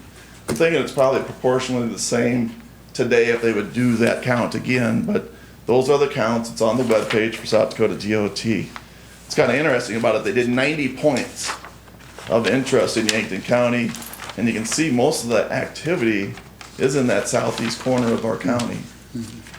So what I did is I took page 3 and kind of blew up the southeast corner of Yankton County where the highway counts show. Deer Boulevard is number 1. And number 2 is the Dam Overlook Highway. But what gets interesting is the 4th largest count is just west of 448 on 309.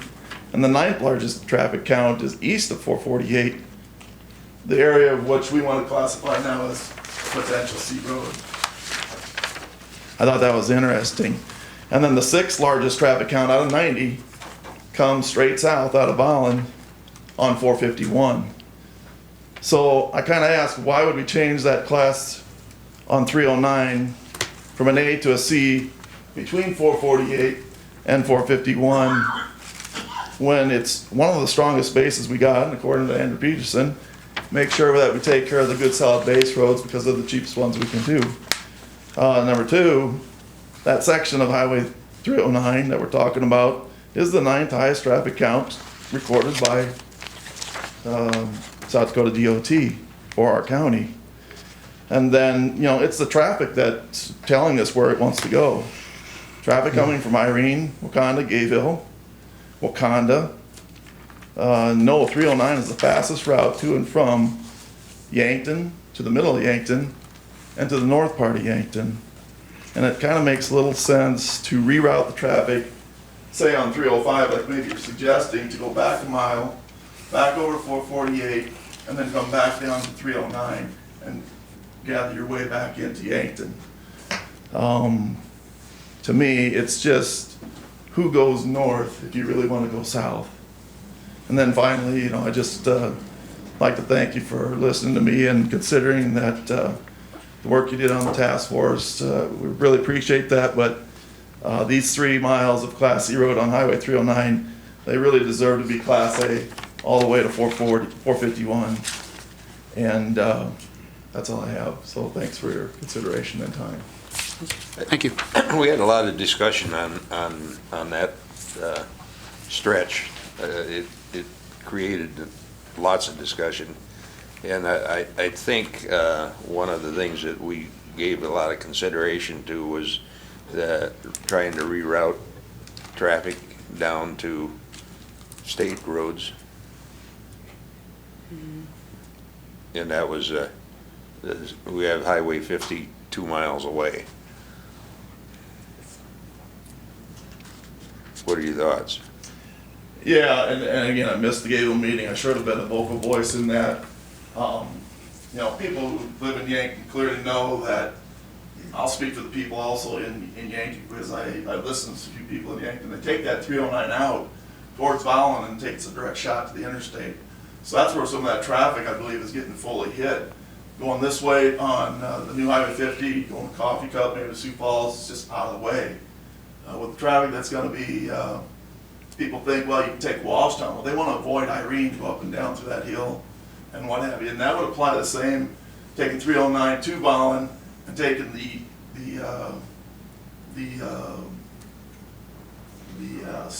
County line.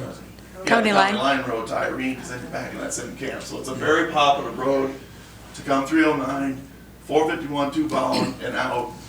And I just say for the people who are coming from Wakanda, Irene, Vollen, and even the city of Gayville, that's a heavy flow area, and they don't necessarily like to take 50. I get what you're trying to do, but they really want to come into the city of Yankton in the middle or the north part, they're going to take 309.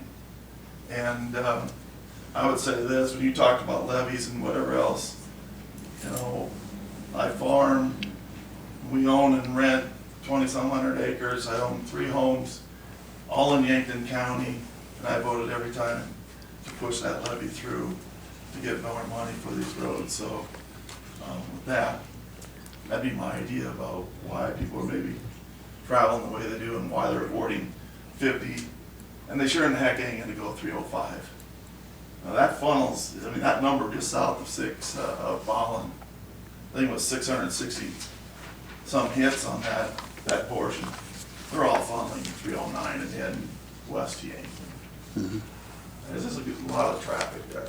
And I'd say even this, I think Sherry and I would agree, this is that a lot of that is not truck traffic. I mean, there's a bridge on 451 that's limited, and of course, Fleet Bridge is limited. So we kind of diverted the truck traffic, but I think from cars, pickups like trucks, we really want to utilize 309 to 451.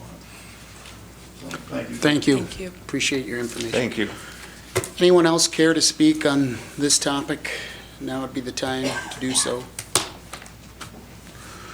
Going once, going twice. All right, I'll go ahead and close the public comment portion, and just like to say thank you to Don and Sherry and all the road task force members for all the effort that they placed into this, and you know, we will have it on the meeting for next. Do you want to vote on it the next one, or do we want to have it on the next meeting for further discussion? What do you guys want to do? Well, as long as it's on the agenda, we can discuss it, and if we Okay. choose to vote, we Yeah. do. If we want to make changes, we wait Yeah. till the next one. Yeah, I guess maybe we'll have another discussion, and if there's people like Sure. Mr. Cottle that weren't able to, they can come in and give us input, and I don't think, are we in a time crunch to get this approved? No. So let's put it on the agenda for next meeting as a discussion, and let's encourage people to come in and give us their input, just like he did. I think that was great. And We have more discussion. yeah, do we want to have some discussion? I just had some Right. questions. We're a half hour behind, so be quick. Okay, well, and if it's in No here, pressure. forgive me, No, I'm just kidding. but I Sure. I think I know how your mind works, Sherry, but the number of A roads, B roads, C roads, okay, how many miles of A roads, and if we plan on chip sealing every 5 years, that comes out to work out into our current budget. Yes, and I know I have those numbers in this. I don't want to waste time digging for them, so I will bring those numbers to the Okay. next meeting. I do have those. Okay. And then just, I guess my last comment is, in light of what Mr. Cottle brought up, if that were to go to an A or a B, was there ever any contingency discussed? What was the alternate route discussed at those meetings? If it went to an A or a, If 309 were to be an A or a B, where would we have saved dollars or what? I don't If know it if goes to I'm, an A or B, it's where do we get the dollars to? Yeah.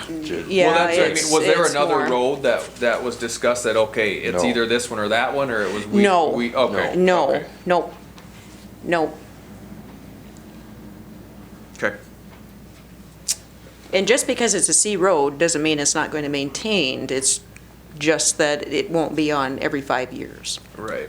So, and that, a road with that base, getting chip sealed every 7 to 8 years, that's probably what most of our roads have been getting, if not Well, longer if- now. Yeah, with if they were lucky. with worse bases, so that one was never talked about turning to gravel during our discussions, like the ones with the dots. Okay.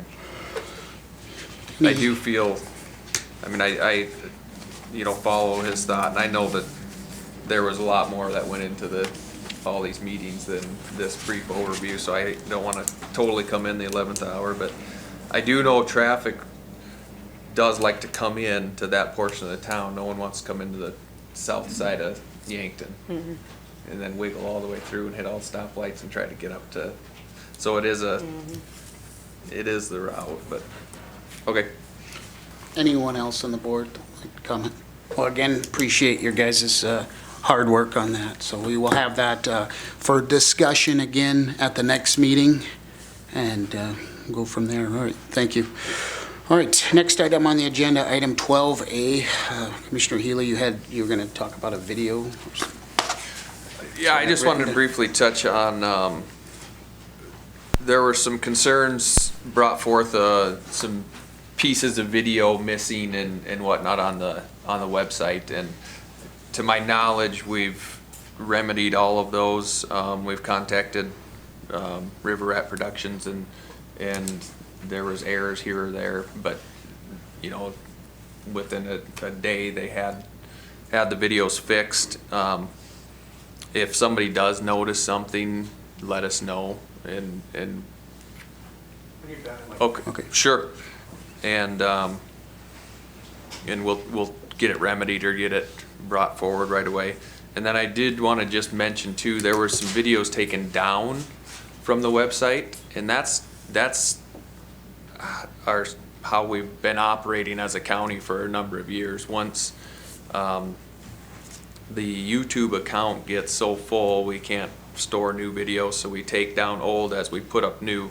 Those videos are archived here, and if anyone needed a copy, they can come to the auditor's office and bring a flash drive, or we'll get you a flash drive or do whatever. But those videos don't disappear; they're just archived.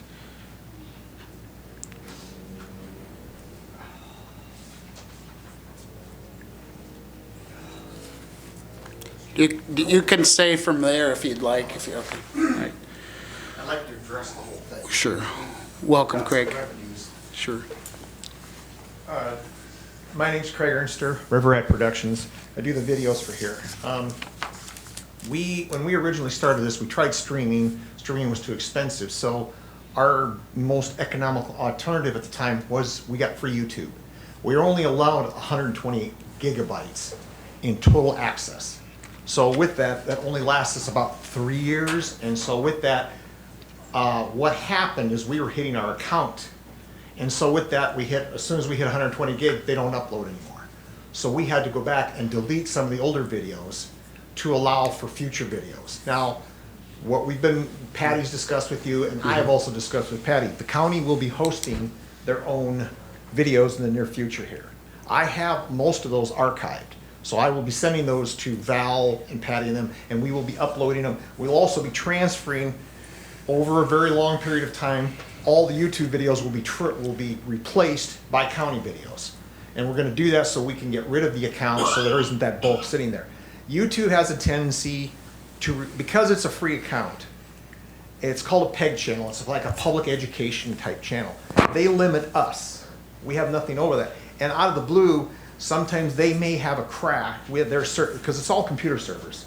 If they have a crash, they will just dump our videos and not even let us know. Because we're considered a public entity, it's not important, we don't pay for it. It happens to a lot of people who get free videos.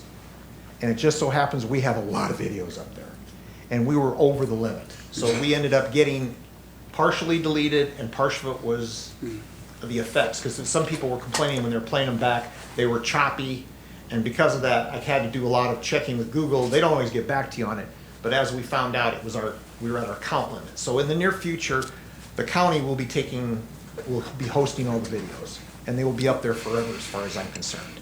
And we are in the process of that. But we've been trying to do the best cost-effective way to keep our costs down so the county, we don't have to raise our prices and yet try to get it out there. And I know they become a very valuable resource for everybody, and we're aware of that. But what we also do is we make a DVD copy and we give it to the county. So when we get done with the video, you see it on YouTube, we also hand the county a copy of it. They have it on file. They've had that since we started. We have handed them copies since day one. So they have them back over 10 years worth.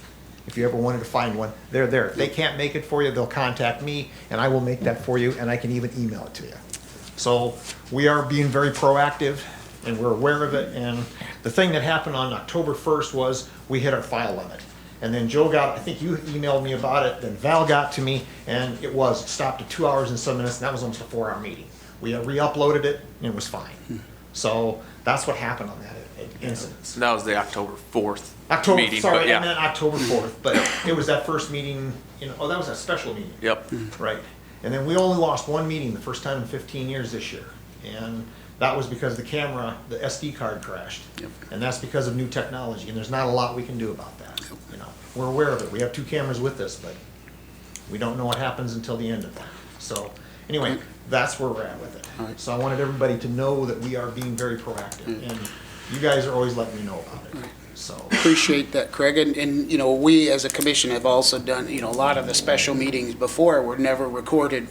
Us doing the 7-hour, remember the 7-hour budget meeting? Yes. That's more data. Doing zoning and planning, Well, which hadn't been done before, and drainage and special meetings, that all I adds think up that's to it. part of what happened this year. We were only doing X number. Then we Yeah. added the drainage board and the planning and zoning this last year. They've gotten longer. They used to be an hour, now they're 2-3 hours. Yep. That data goes up. We compress them, but it's still an average. When we create it, it's a 13 gigabyte upload. Even though it's compressed, it's still probably half of that. When you start figuring out how many meetings we do a year, 4 meetings a month times 12 is 50, just Okay. 48. Then you multiply that by 6, that's almost our yearly allotment. So we are trying to be, and we're trying to be the best, management we can with it. And we're not trying to cut anybody out, but this is what we're limited at. Now we're trying to move to the next phase, so there will be no more. And you guys then will be, it'll be in your boat, not mine. So, anyway, Thanks, that's where Greg. we're at. Thank Okay. you. Thank you, Greg. All right. Did you have anything else on that? No, I just wanted to. So as far as we know, they're all posted. So, all right. All righty. Right, let's go ahead and take a 5-minute break before we start Board of Adjustment. Everybody okay with that? Entertain One it. other thing. Yeah. If people have a problem with any of them, please comment below. As long as they're still on Facebook, leave the comments right there. I read it every week. And some people will leave comments, some don't. But that gets back to me. Because I get notices if there's any, like one person told me, there was 2 minutes gone one day. We went and checked it, and they were right. Somehow we had something happen, and we fixed it right away. That was about 3-4 years ago. So I like those comments, it helps us. All right, thank you, Craig. All right, entertain a motion for 5-minute break. So Second. I have a motion and a second. Further discussion. All those in favor say aye. Aye. Opposed? All right, motion passed. 5-minute break. Second, further discussion. All those in favor say aye. Aye. Opposed? Motion passed. All right, now I'd entertain a motion to go into Board of Adjustment. So moved. Second. I'm giving that one to Sherry. Motion and a second, further discussion. All those in favor say aye. Aye. Opposed? Motion passed. Next item on the agenda, item number 13, a variance for Mr. Denherder. I see here this evening. Come on up, sir. Welcome. State your name for the record and tell us about your project. Jim Denharder from 180 Oak Hills Drive in Yankton. My request is to add an additional garage to our property that we don't have a big enough one, I guess. So, we've been in contact with all the neighbors, that's all gone fine. For placement and things like that, we're not blocking anybody's view, so I'd just like to be here for your blessing, I guess. Any questions for Mr. Denherder on his application?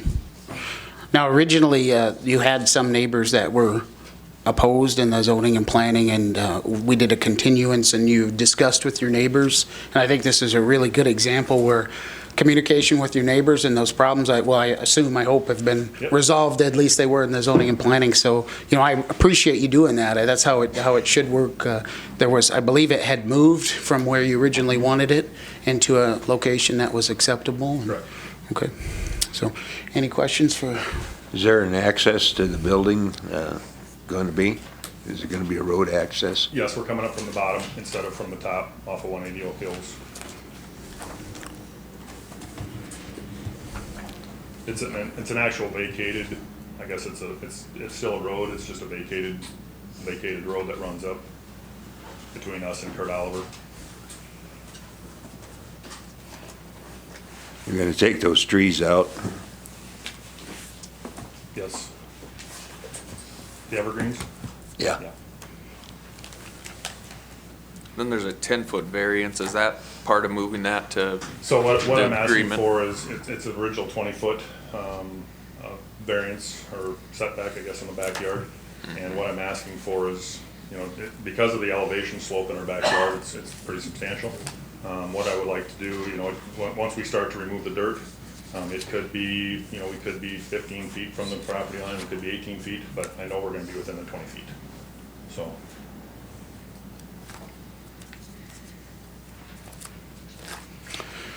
Any other questions?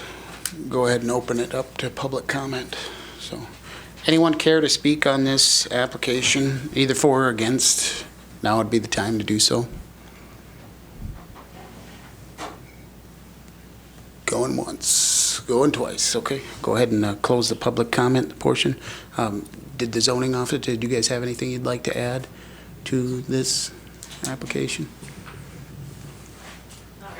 Okay. But just note Sure. that at the planning commission meeting, they split the variances up into two motions, so I don't know if you wanna look it up too. Was that The rear yard setback and then the additional accessory structure, both pass 100%.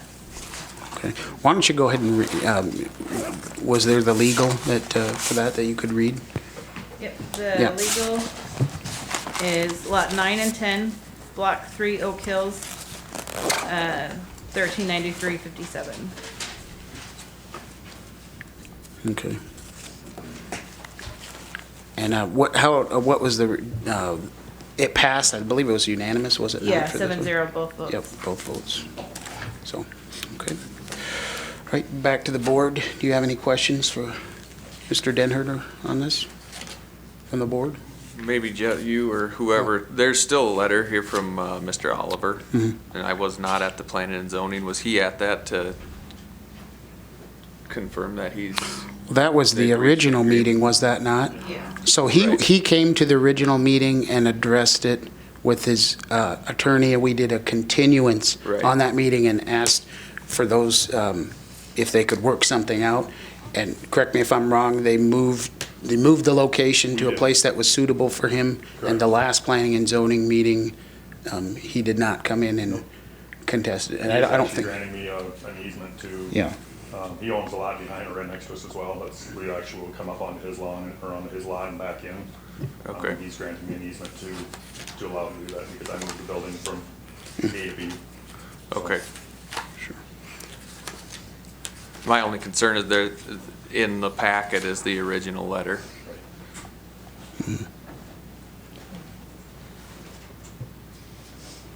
Would that be wise to have him submit a second letter and say that was resolved? Because at any point, someone in the future could pull this and say, well, wait a minute, was this ever addressed? We actually were waiting for tonight's meeting to see where it went. And then we were going to draft an easement between the two of us and then get it signed by both parties. And I guess if you would like a copy of that for your packet, that's, we can, I It can might, give it to Jessica or whoever. might be wise to put it in there. Yeah. And Mr. Oliver, he's not here tonight. I don't believe I didn't see him. And he was on the notification list as well, Correct. from what I saw.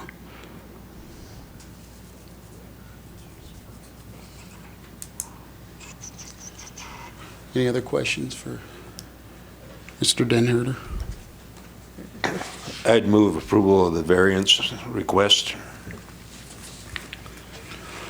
Is there a second? Based on the agreement between neighbors and Mr. Denherter. Have a motion, is there a second? Just to clarify, are we doing two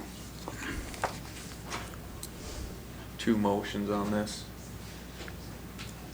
Are we, isn't it just one, which are the variances? Is it two variances or is it one on this one? It's two. Okay. Yeah, we could do, how do you guys want to do it, as two? All right, we'll do two variances. So it's Pick one, maximum. it's either the 10-foot. I'm going to do the 15-foot.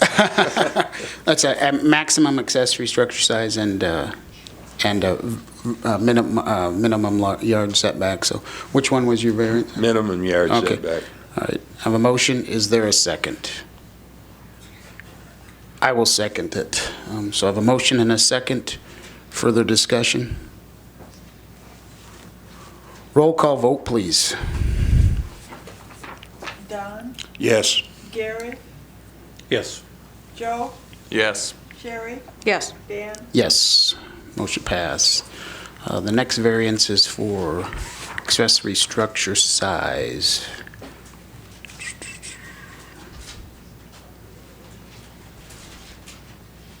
I'd make a motion to approve the requested variance for accessory structure size contingent upon a easement being filed with the office Okay. between Mr. Oliver and Mr. Denherter. Okay.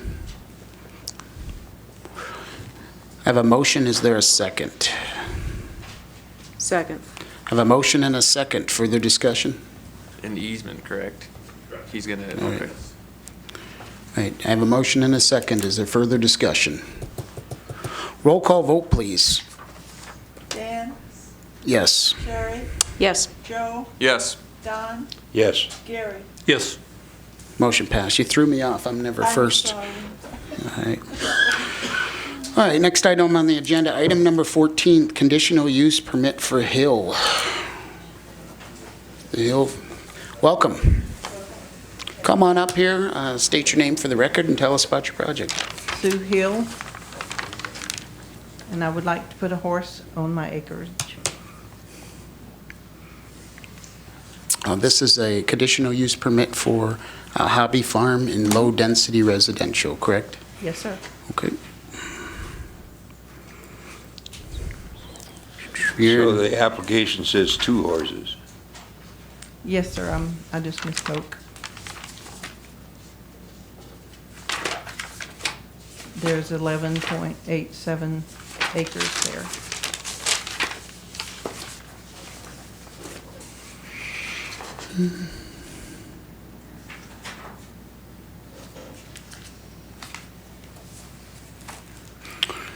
You're in R1, low-density rural, and you said how many acres do you have, 11? 11.87.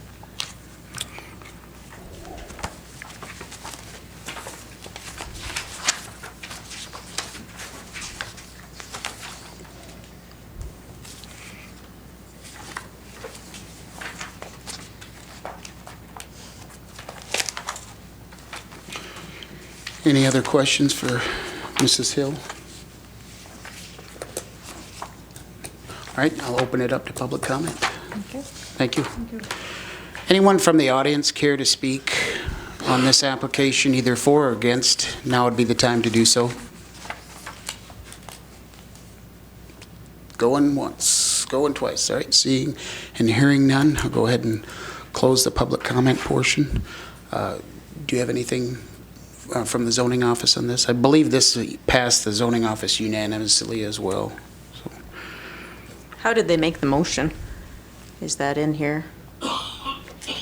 And the only reason I ask is it's 11.87 acres, and hobby farms allow 1 animal unit per acre, so you can have They 11.87. did make the point to say that she needs to adhere to the guidelines of the hobby farm, so Okay. she can have 5 horses out there. But they didn't want to say just 5 horses in case she wanted something else that. Right, a horse and a chicken. Yep. Okay.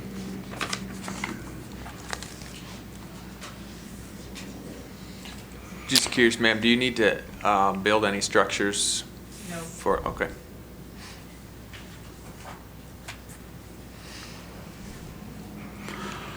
Any other questions? Entertain a motion. Jessica, would you read that motion one more time? If I make it, I want to make it very similar.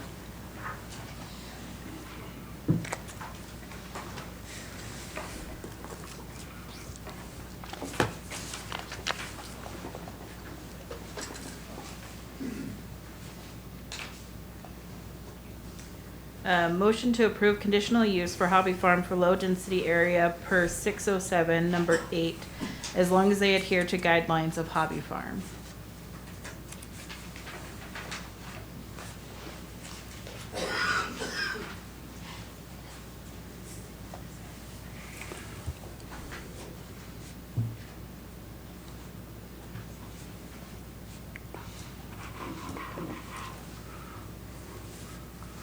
All right. I move to approve the conditional use permit for the hobby farm for the low-density area as long as the applicant adheres to guidelines for hobby farms based on findings of fact dated, what was the date of your meeting? October 8th. October 8th, 2019. Second. I have a motion and a second. Further discussion. Roll call vote, please. Don, Yes. Gary, Yes. Joe, Yes. Sherry, Yes. Dan. Yes, motion pass. Saddle up. Congratulations. Can I make a statement? Be quick. I've had horses at our farm, and check your insurance because just a regular policy doesn't include horses. Correct, I've already done. Okay. I figured you were way ahead of me, but Yes, I did that, took care of that right away. yeah. Thank you. Keep shut Have a up. nice evening. Thanks. All right, next item on the agenda, item number 15, a variance for Daniel Grant. Is Mr. Grant here? Come on up, sir. State your name for the record and tell us about your project.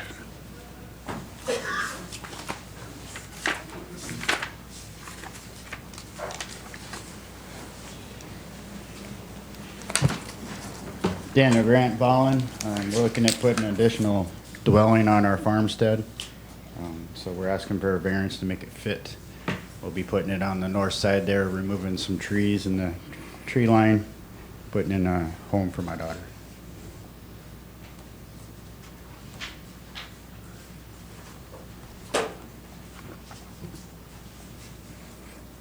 How far are you going to be off the lot line?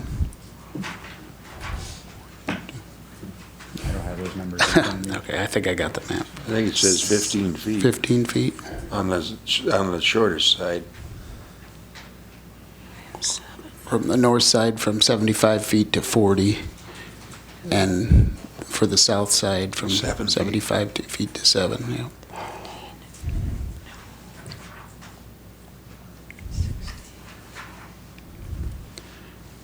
And is it going to be a house or a modular? Or It's going to be a modular. Modular. Okay.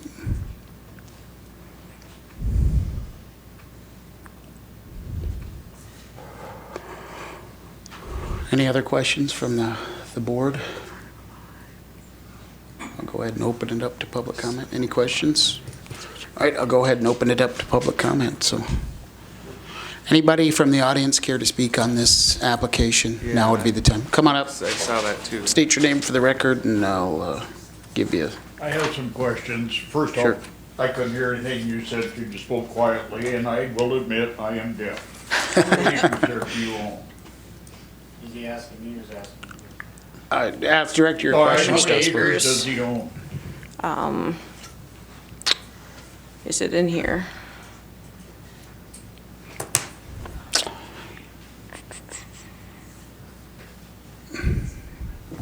Less than 20. Okay, so in 20 acres is what the current zoning requires for a building site? And I realize that was an existing building site, familiar with it for years.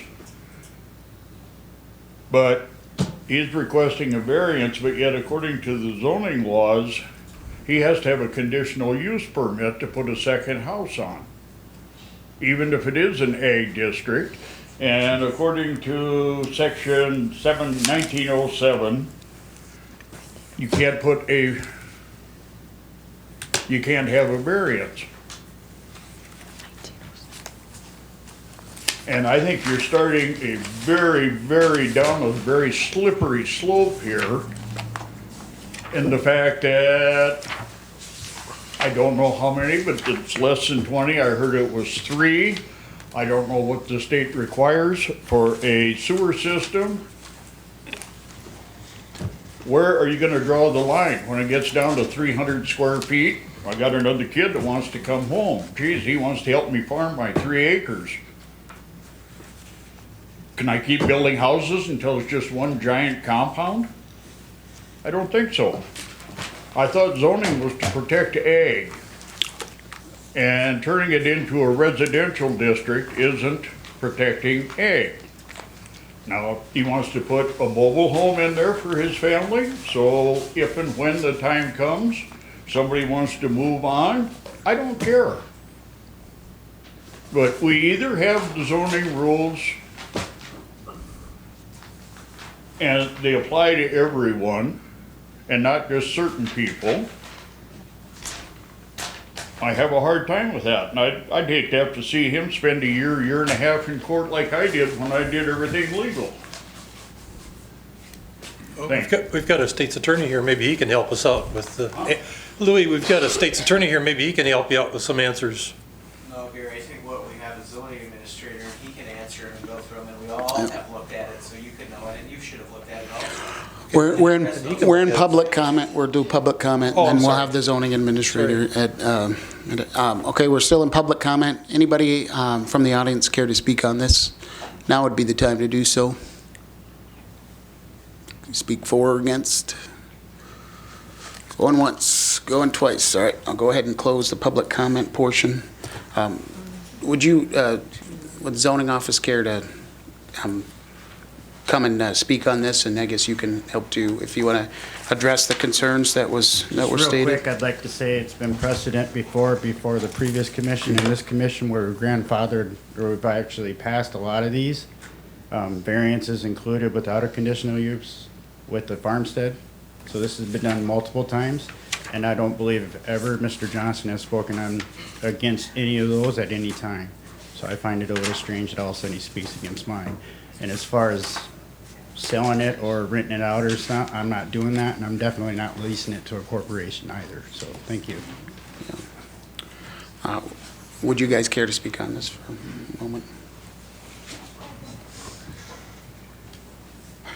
Mr. Chairman, I agree also that that was one of the questions that we raised when I went through the ordinances. It looks to me that a conditional use is needed for a second residence in ag. The question is, like you said, I don't know what you've been doing precedence-wise before this time, but just looking at the ordinance straight up, it looks like that a conditional use would be needed for a second residence, so. I think we did the Melhoff one that was just a variance, but he did own the property around it. That was a variance. Sure. Is that where there was a foundation there? Yeah, I believe there was one that was already there at one point. I would also like to note that every neighbor of ours, land or residential, has agreed that they have no issues with this whatsoever. And one of my closest neighbors submitted a letter. So there's a letter here. And the previous zoning administrator and the one before that has also done variances for the farmsteads as well. I had a question. I did have one come in, it's in your packet that says they don't agree with it, but that was since the last meeting. And she called as well, so I put that in there. Yeah, I was gonna say, I saw that. I'm looking for that. Jessica, I had a question on the front page, the actual variance request. Mm-hmm. On notes towards the bottom, it references Article 5, Section 515. Do you know what that is referring to by any chance? I will look at it. Because I don't think we have a 515.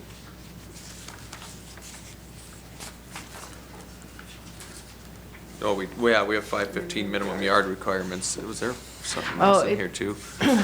I think that was put in there because in 1503, when you do two houses on one lot, they both have to maintain their own yards. And so they each have to have 75-foot setbacks. So that's why one of his is only 7 feet, because the main house maintains their 75-foot setback, but then he's only 7 feet from their 75. So there should be the 150. The 7 there's feet not. isn't really from the property line, it's from the theoretical property line. Yes. Is what you're saying. Yes. So how far is this new structure going to be from the, if you looked at the whole lot, that? Yeah, if you look at It's the one with the red on it? south lot line kind of gives you a good idea. So this is, that square is part of the main house, the original house's yard. That's what that square represents. Okay. So that's 75 feet. So there's 7 feet off of that. That other square at the top is where the new house is going to go. So they're 7 feet off of that lot line, and then they're 40 from the actual lot line. Okay. Okay. On the north side, which is on the other sheet.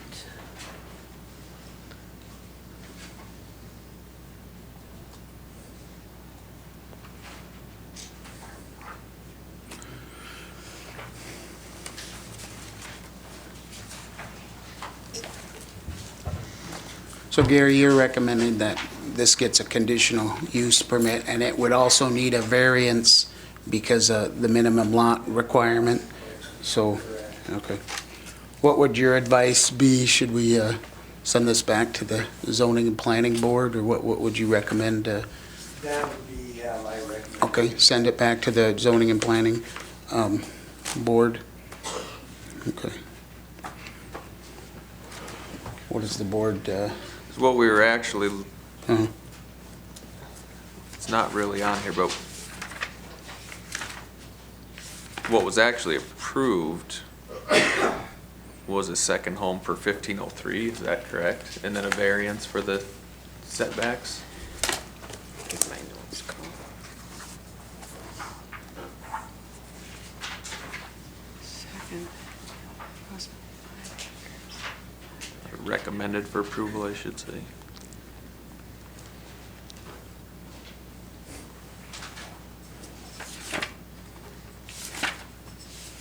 Yeah, I wrote down, because I watched the video and I wrote down 513 number 5, and that's essentially the additional dwelling unit is allowed within the farmstead upon approval of a building permit application if it is to be occupied by other members of the family farm unit, provided the property is not transacted or prepared, platted, or described.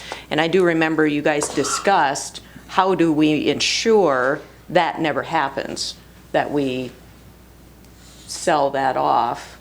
And I don't think there was ever resolution in your discussion, but I have here variance was approved by all. But there's no conditional use, and I don't know if they went back and noticed that you need a conditional use for a second home. Dwellings, additional farm in excess of one, and that's number 12 under section 507. And that's what you're referring to as the CUP. It's allowed, you just have to have a CUP for it.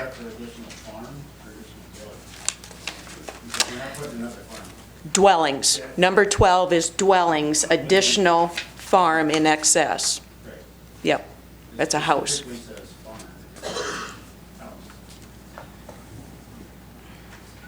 Well, it's Well, they're like calling it a farm farmstead dwelling. Dwelling, or, Because you're in an ag zoned property. So they refer to it as a farmhouse. Well, it starts with dwellings. Yeah, but you're not living in the barn.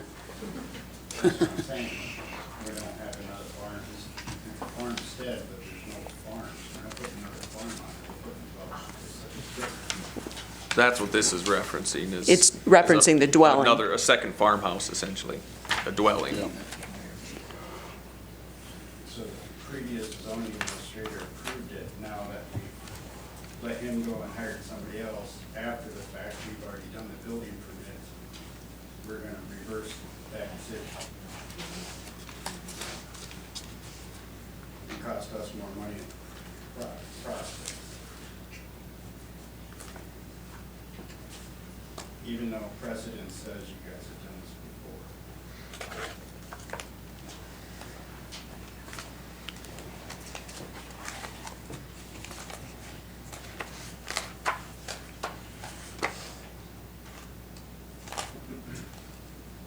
So as Mr. Johnson says, if you're gonna try to roll it to everybody, now you're gonna change it on me.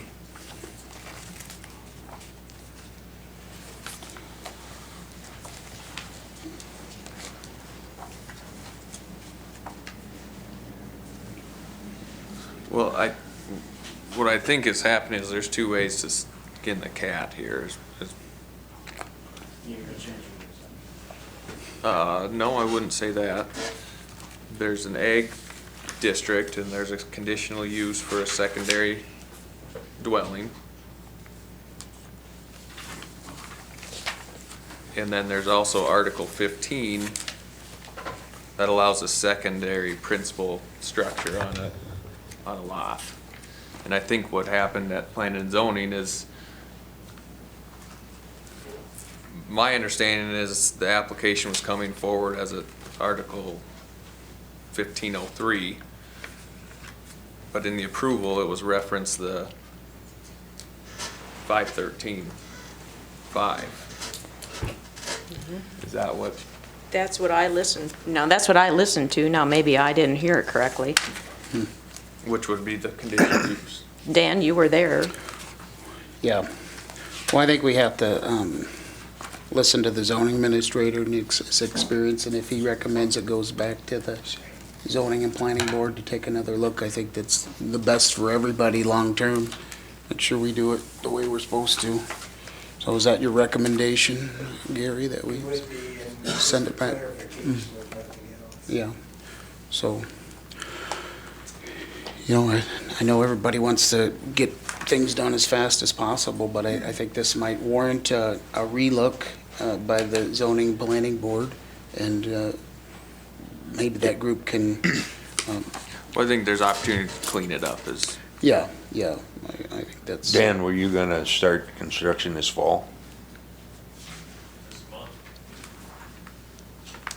gonna start it this month, awaiting approval. It'd be nice to know the planning and zoning if they were gonna change the rules as we go.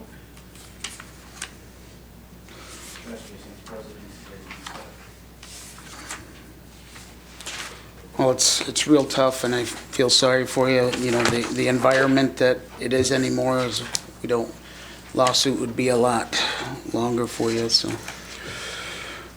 As I would make a motion to send this application back to the zoning and planning board for a second look. Second.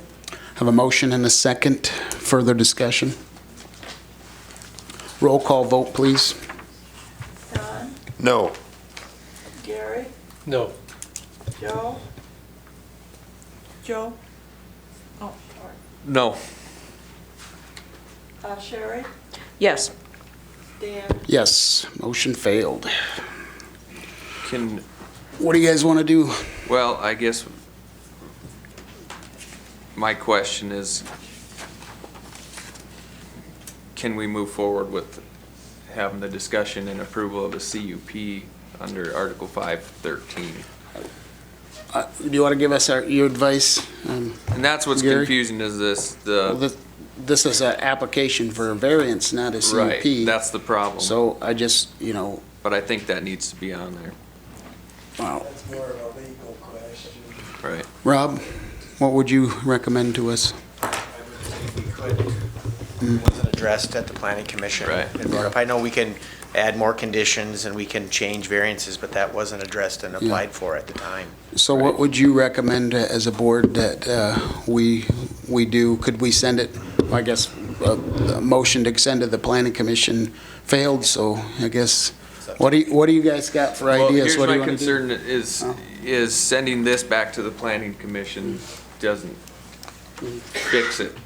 We need to make sure that the application is fixed and that there's a hearing for a CUP, if that's what we're gonna discuss. Could we approve the variance contingent on a conditional use being approved for, is that, or would you? No, well.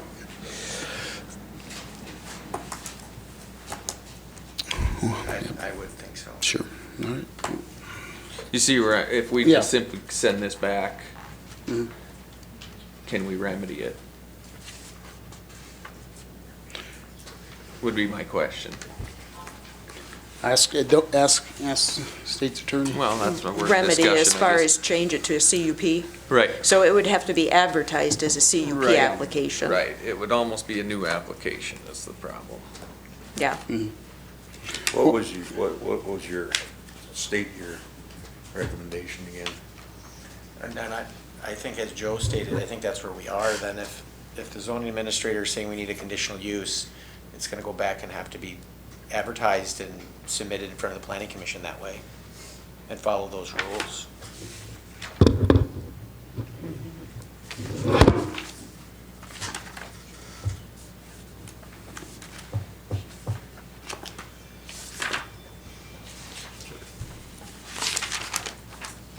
I'd probably be more okay with it, Dan, if the motion was more clear to Sure. Send back to here as a CUP for 513 or something. If you want to make that motion, floor is open.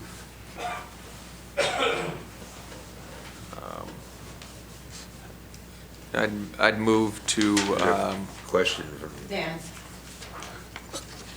Yeah, Brian, come on up. You were here at this time, so we appreciate. Reopen the public comment? Yeah, entertain a motion to reopen public comment. Just a citizen here. Second. I have a motion, a second, further discussion. I think one thing, All those in favor say aye. Aye. Opposed? one Motion thing you need passed. to consider here, and within the zoning ordinance too, is you have supplemental regulations, which is Article 15. That is an overlay district that lays over all the other districts, from ag all the way through. So that sits on top of the other ones.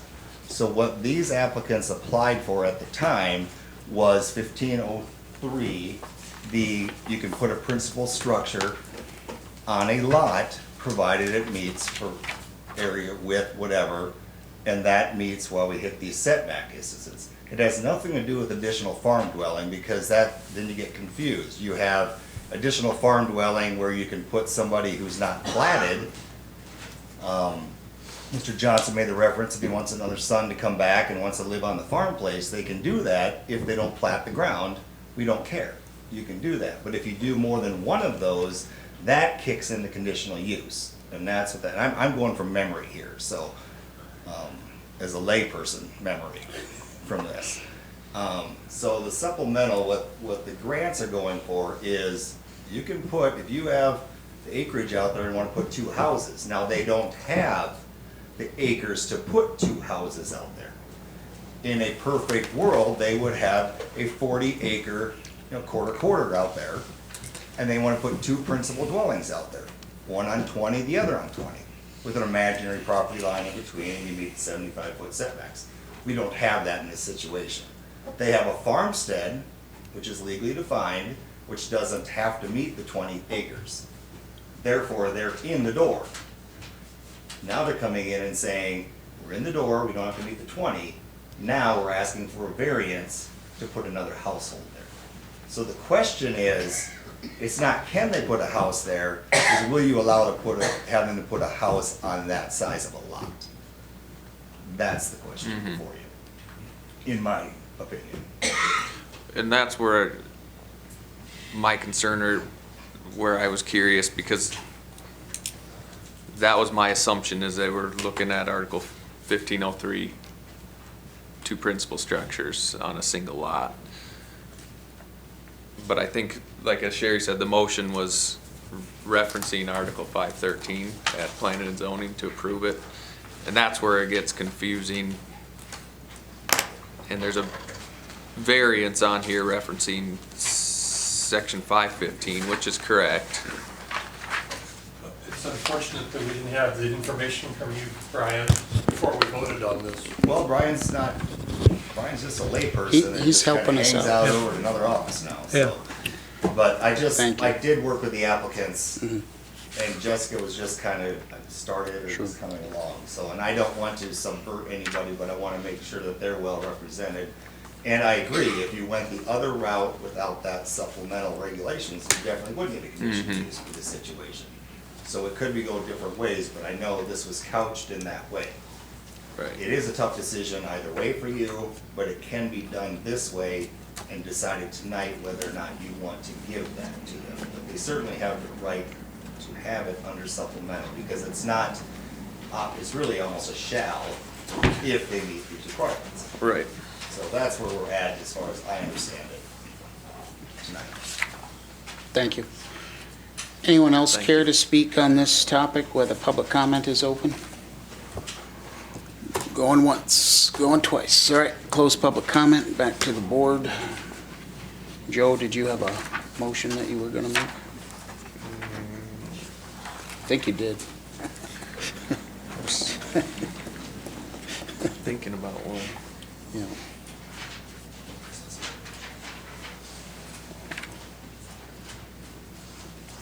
I guess the part I struggle with applying that one is how it's written. It shall, provided that the yard and other requirements of this ordinance shall be met for each structure as though it were on an individual lot. And then we're asking for a variance. I guess that's the part I'm struggling with, is now we're saying, yes, we can do it, but now we're asking for a variance in order to do it.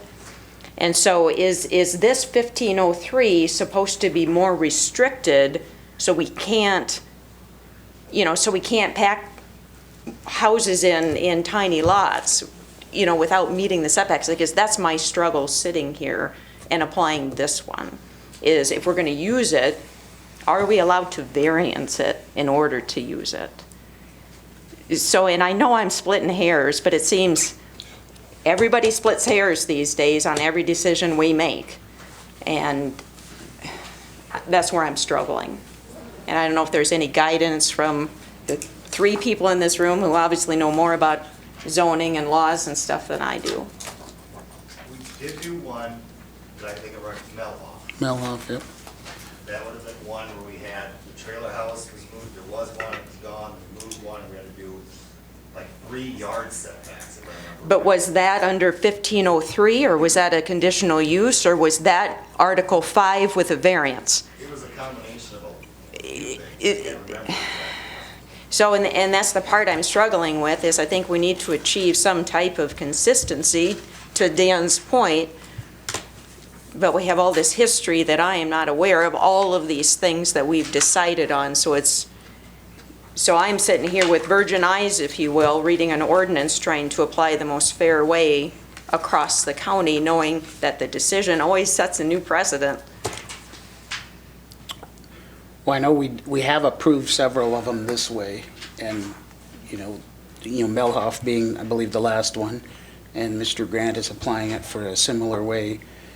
But no one has verified Mr. Melhoff was done exactly this way. Everybody said we did it, But what was the path we took to get there? And for me to make a decision using this ordinance without understanding at least 2 examples of where we've done this in order to be fair. And I know maybe I'm just trying to split hairs here. Well, it's not one. Melhoff did not get 1503. It was a CUP. It was an additional family farm dwelling.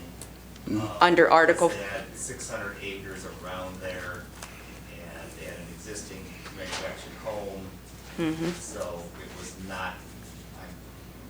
Yep, so we The can't, memories of what it used to be, but I'm pretty sure we did additional farm dwelling and just said that they may not have farmed it because they were elderly and retired there, but they still controlled the farm in their office and stuff from that building.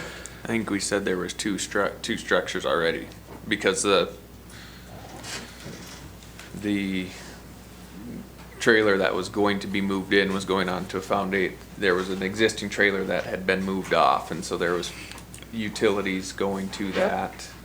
Yep. And all that. Well, and, I guess one point I'll bring up is, we have hired a new zoning administrator. He's sitting right there, and he gave us advice on what he recommended, and we voted against it. So if you got a better idea, let's hear it, or let's not be here all night. He told us he recommended Right. send it back to the zoning and planning board, and 3 of you guys voted against it. If you got a better idea, let's hear it. And I think based on what I've heard from Rob, I would probably adjust my vote. And I would too.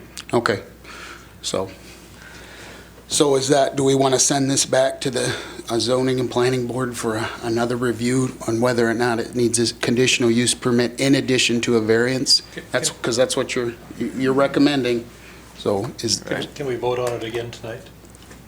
make a motion. yeah, you make a new motion. Yeah, the motion failed, so it's open. So I made the last motion, so. I make a motion that we revote on the Dan grant. Make a clear motion than that, Gary. Okay. So do you want to send it back to the planning commission for further review? No. No. I want us to vote on it again because Don had second thoughts, and after I heard the additional information from our prior. Just to be clear, Gary, though, what we voted on, though, was to send it back. That We was the never vote. actually voted on the. That's what our zoning administrator is telling us we should do. He's like, send it back to the zoning and planning board. We hired him because he's got a lot more experience than we do. I want to listen to what he has to say. Yeah. I made that motion, it failed. He's the expert. He's telling us what we should do. And so somebody wants to make another motion, go ahead. But I feel that's what we should do. It failed. So Well, I'd move that we send this application back to planning and zoning for a second look to consider a CUP, or whether or not it needs a CUP. in addition to the variance. In addition to the variance. I'll second that. I have a motion and a second. Further discussion. Roll call vote, please. Don, Yes. Gary, yes. Joe, Yes. Sherry, Yes. and Dan. Yes, motion passed. Thank you. Next item on the agenda, item number 16, conditional use permit for Crown Castle. Is there somebody here representing Crown Castle, or were you guys going to cover that? All right, come on up and explain the application, please.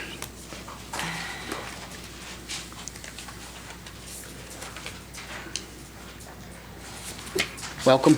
I'll introduce it. This is Gary Vetter, and this is our new Director of Development Services / Zoning Administrator. So I'd like to welcome you to Yankton County.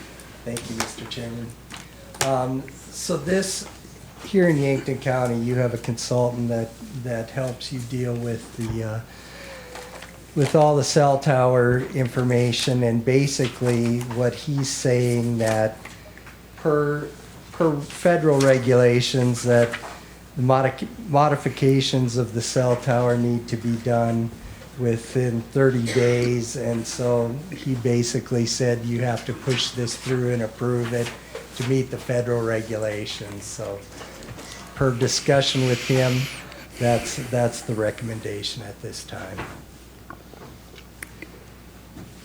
a recommendation that we approve a conditional use permit for tower modifications, is that correct? Okay. And do we know what exactly the modifications are on this? Is it adding new equipment or? I think they're switching an antenna. Replacing some existing. Adding three, you meant, okay. Yep, Yeah. I see it. And I'll just concur, I met with our consultant a few weeks ago, and he mentioned that this was here, and I think there might be some other ones. Yeah, and his coming plan or is here, to, he's unavailable for a couple weeks, but after that, he would like to meet with everybody and discuss everything that's going on. Yeah. And what it is, there's a federal law that essentially says these towers exist, they can make these modifications. We really don't have any say in it. It's pretty simple. Yeah, okay. It's, But our ordinance requires any maintenance work, needs a CUP? I mean, is this just maintenance work, or? in that, I think, if I remember right, under what the maintenance they're doing, it's not a CUP. That can be done administratively, I believe. Correct. And the other thing though is I think if we don't give them an answer within the 30 days, whether they need a CUP or not. They do it anyway. They can do it without the CUP. Yeah. Okay. I think it's yet another example where we gotta take a hard look at Article 25 and keep it updated. And, technology's changing so fast. Federal rules and laws are changing so fast. So your recommendation is we approve it. Do you have anybody have any questions for Mr. Vetter? I'll go ahead and open it up to public comment. Did you have anything else, Mr. Vetter? No, on this? that is all. Okay. Anybody from the audience care to speak on this application, either for or against? Now would be the time to do so. Going once, going twice. All right, seeing and hearing none, I'll go ahead and close the public comment. Are there any other questions for Mr. Vetter? Entertain a motion. Move approval of the Crown Castle application. Second. Have a motion and a second. Further discussion? Roll call vote, please. Don, Yes. Gary, Yes. Joe, Yes. Sherry. Yes. Dan. Yes, motion pass. All right, next item on the agenda, item number 17, clarification of monitoring wells for Mr. Rimfer. I believe he's not here tonight, is he? But we did owe him, I think he wanted us to kind of clarify what we were actually asking of him. He did call me and asked to Okay. be removed from the agenda. It was after I had set my items. Okay. So, he is not here because he asked to be removed. Okay. Okay. Well, he asked us at the last meeting, he wanted to know exactly what we wanted him to test for. So, Rob, what would your advice be? He asked at the last meeting, to specify what we were asking him for in the test wells, and then he's not here tonight. What would you recommend we do? Well, I would recommend we wait till him and see what his requests are. Okay. And I think that's Okay. fine, Dan. I know it's a conditional use. He's making that request pursuant to his application. Okay. And I think if it's a clarification, Yeah. basically dotting an I, crossing a T, then I don't have any problem with somebody coming and making those requests. Okay. So, but we'll see what he wants. Just reading into it, I don't know that he's planning on coming back. The last time he came, he was requesting to modify the conditions of that permit. And we kind of decided we were going to continue discussion at this point.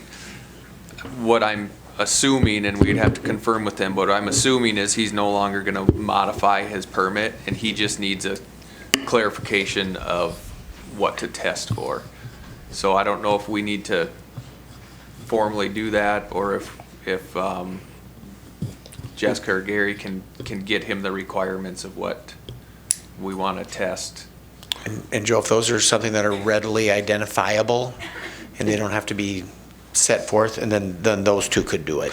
Believe we were going to follow state standards to keep it uniform, Yep. And whatever I the think state. if that's a thing you Okay. can look at and we all look at Okay. and determine it, then either one of Okay. those two could do that.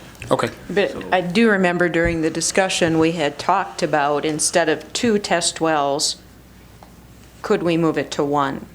And that was one of the issues that can we do that? So, And Sherry, my position is there's nothing in there that allows for a modification of a conditional use.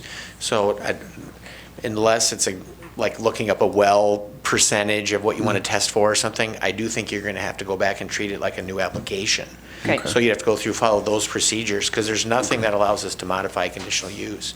So if we're going to, because somebody might want to bring up whatever, if we're going from 2 to 1, and, for location, depth, whatever was argued at the time. So specifically that, but my position would be nothing that allows modification, you'd have to go back and make an application. Jessica, can you confirm with him if he just is looking for clarification or if he wants to reschedule? And then we'll get him the information. Thank you. Right, so we'll take no action on that one? Everybody fine with that? All right. Yep. Moving on, okay. Entertain a motion to come out of Board of Adjustment and go back into regular session. So moved. second. Have a motion and a second. Further discussion? All those in favor say aye. Aye. Opposed? All right, back in regular session. Entertain a motion to go into Drainage Board. So moved. Second. I have a motion. I'll give that one to Gary. A second. Further discussion? All those in favor say aye. Aye. Aye. Opposed? Motion passed. We're now into Drainage Board. Next item on the agenda, item number 18, hearing request from Mr. Stevens. Is Mr. Stevens here? Welcome, sir. Little behind schedule. Apologize for that. My name is Scott Stevens with Sealand Marine, and we have if you go down the hill, we have a boat store on the south side of the road. It's between 7th and 8th Street and Deer Road. We bought the property in 2006, and been having a marine business out of it. And when we bought the property, the land drained through a little valley onto our ditch on Deer Road. So we, a few years ago, our stringers decided they were going to add a bar, and we were having some problems with people coming on our property and drinking. They were getting in customers' boats. They were throwing beer bottles and stuff. And I understand it's a bar. So we put a fence up around the property, which when that happened, it eliminated a lot of his parking. So I believe I don't know Tom personally, but I believe he got upset with us because now he has nowhere to park, and there was a lot of issues with police or the sheriff going down there and having people move cars from the road and stuff. Well, what happened is when he got upset, our little valley that drains our property decided to fill with dirt. So now our whole parking lot, when it rains, completely fills with water. So we can't get any water draining off of our property. So what I'm here asking is if we can somehow have him put that valley back in so our water drains where it's supposed to drain, which is on our property on the ditch of Deer Road.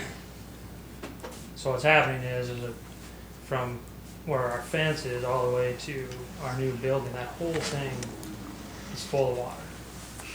So customers bring their boats in, they're getting them dirty, and just a lot of things. We just would like the water to drain like it used to the whole time we've been there. And we thought everything was good. We were going up there we were actually just gonna take the dirt out. It's just dirt. We were gonna just do it for him, and then all of a sudden when we were gonna go do it, then he said, we're not doing it. So we're just at a standstill, and we're just trying to figure out what to do. So we're not asking for anything new, we're just asking for that little bit of dirt to be moved so our water will drain where it always has. So you had spoken with him and come to an agreement. When was that? A couple of years ago. Couple of years ago. 3 or 4 years ago, Pat communicated with him a lot about this, and Pat had this thing all structured and set up when he was here, okay? Well, then this spring when we were gonna go out and do that, the guy I was gonna have do it. And could you give us your name for the record so we can put it in the minutes, sir? My name's Doug Steve. All right, thank you, sir. anyhow, we had this all set up to do this spring, and when the guy I was gonna have do it, went over and talked to Tom about it, and said, Tom, next week, we're gonna open this drainage ditch back up again. He said, no, you're not. That's where we're at. Okay? But Pat had communicated with him many times. In fact, the last time we were in here to get a variance on a building permit, which we have not built that building yet, and Pat stood up here and talked about that because that was always everybody's concern. What are you guys doing with the drainage, that water out there? And Pat spoke up and he said, we've got an agreement with Tom. And if you look back through the records, I think you'll see that in the records, that we got an agreement with Tom that he's gonna open that ditch back up. So there's a written agreement somewhere? I don't have a written agreement. Okay. Whether you have one in here, I don't know what kind of notes Pat kept when he was in the office. I don't have any idea. Did you find anything, Jessica? Gary? You guys didn't find anything? I was up there talking a couple weeks ago. So apparently, there was not any notes made anyplace, you know, but it was all set up, and Pat stood right in here and told you guys all that this thing is all set up for that ditch to be cleaned back out like it was. We bought that property in 2006. Prior to us, Don's Marine had that property. He lost it to the bank. We bought it from the bank. Prior to that, Veterans out of Ramar's, Iowa had that property. And Veterans was out there for several years. And during that whole period of time, and did you bring that picture up that we pulled up? During that whole period of time, that drain was in there. That drain has been in there forever, okay? And I know when Roger, that owned the Quick Shop from Lee, Nebraska, and I know him real well, I went to junior college with him in Norfolk. When he owned the Quick Shop, you know, he said, yes, that drainage ditch was in there. It's been in there forever. It was in there when I bought the Quick Shop, and that's fine, it's gonna stay, okay? Then when the Iranians or whoever it was that bought the Quick Shop, I don't remember who that was for sure, but I think that's what it was. When they bought the Quick Shop, I tried to communicate with him some about it, and he said, not a problem, that drainage ditch is in there, it's gonna be in there to stay, okay? Well, what happened was, when we put that fence up, Tom told my sister, Marilyn, which runs the boat shop for us out here because he was always having vehicles on our property. He told my sister, Marilyn, he said, Marilyn, I'm just gonna keep hauling dirt in there and I'm just gonna flood your property back up. And that's what he did. So here we got a drainage ditch that's been there for, I don't know how long, 20, 30, 40 years. And he just hauled a load in, level it off, a load in, level it off, a load in, level it off. Kind of doing it maybe once every couple of months, he'd bring in another load of dirt and level it off until he got that completely filled in, okay? And then right next to our concrete drain that we have in there, he's got his dirt about yay high. So every time it rains, our whole concrete drainage ditch fills up with water, okay? In there, okay? Now, when we built that building out there, when we built that new showroom, and when we built that new service building and built that new storage building all in one unit, we made sure that on the south side of that building, that we retained a slope in there so Power Sports, the water off of Power Sports would drain, okay? Because that was a comment that they asked me about. They said, you know, when you guys built this building on here, are you gonna, because we raised our building up about 2 foot. Sure. Are you guys gonna back water up on mine? I said, absolutely not. I wouldn't think of backing water up on anybody else's property. So if you go out there and look on the south side of our new building, you'll see how that comes down and how that comes back up in there, okay? Right. Now, if we ever want to fill that up in there, we will, and Scott and I have talked about this, we will put a 12-inch tube in there, through there, underneath there, if we ever decide to fill that up so we can make a driveway come out of that door on the south side of the building. We will put a 12-inch tube in there, and so we can continue to drain Power Sports property back onto our concrete drain, okay? Okay. All we want is for them to open that ditch back up at their cost, okay? All right. Now, if I remember right, as for Jessica, whoever was here part-time the last year or so, he went and talked to them, and Tom said, well, yeah, they can go ahead and dig that out of there at their expense, and if I want more dirt, they gotta bring in more dirt for me and level it off at our expense. Everything is at our expense. We can clean it out at our expense.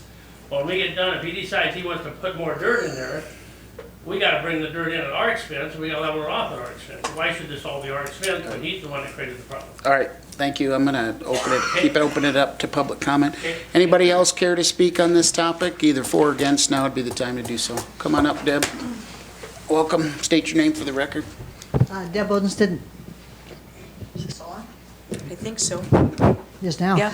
I was on planning and zoning. There was an agreement between the two property owners. It was going to be fit so it would drain. So if you look at the Board of Adjustment records or the planning and zoning records, there was a decision made and it was agreed between the two landowners. So I don't know what happened in the meantime, but it was brought forward in the same manner that it's not draining, and I know it's in the record. Do you know what year? Date? Year would be good. I think, year, month? No, I think it was probably in 18. Okay, so like last year? Yeah, sometime last year. I don't remember when, but it came forward in the same format that the water isn't draining, and it, all the history with the parking and the fence and the, where the snow is going to build up between the building because it's just short distance between the fence and stringers. I mean, that was all in there, but the big thing was the drainage, and so we made a decision, and it was going to be it was going to get done. Okay. Great. Thank you. Thank you. Anybody else care to speak on this topic, either for or against? Now would be the time to do so. Going once, going twice. All right, seeing or hearing none. Any other questions for Mr. Stevens? Is the owner of Stringers here? Okay. So this, you feel this is a natural drainage? Yeah, it was a natural drainage from before I was born. And this kind of goes back to our issue just a mile to the east of here earlier this year with some water backing up. And I don't know that we have the authority as a drainage board or the county even to do a whole lot. I don't know we have jurisdiction, and we kind of talked about that last time. And I think, or were they just looking at that? But I think this certainly falls under South Dakota Codified Law 31, 2113, 31, 2112, 31, 2111, which is obstruction of a ditch, civil liability for obstruction of a ditch, and entry upon land for maintenance of a ditch.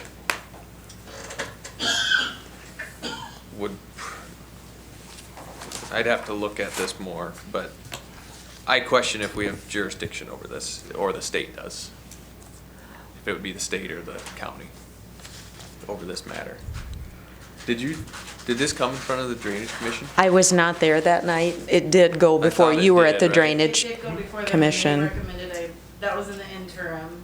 It was just me, and I was taking everything to them, and they said to bring it to the Drainage Board.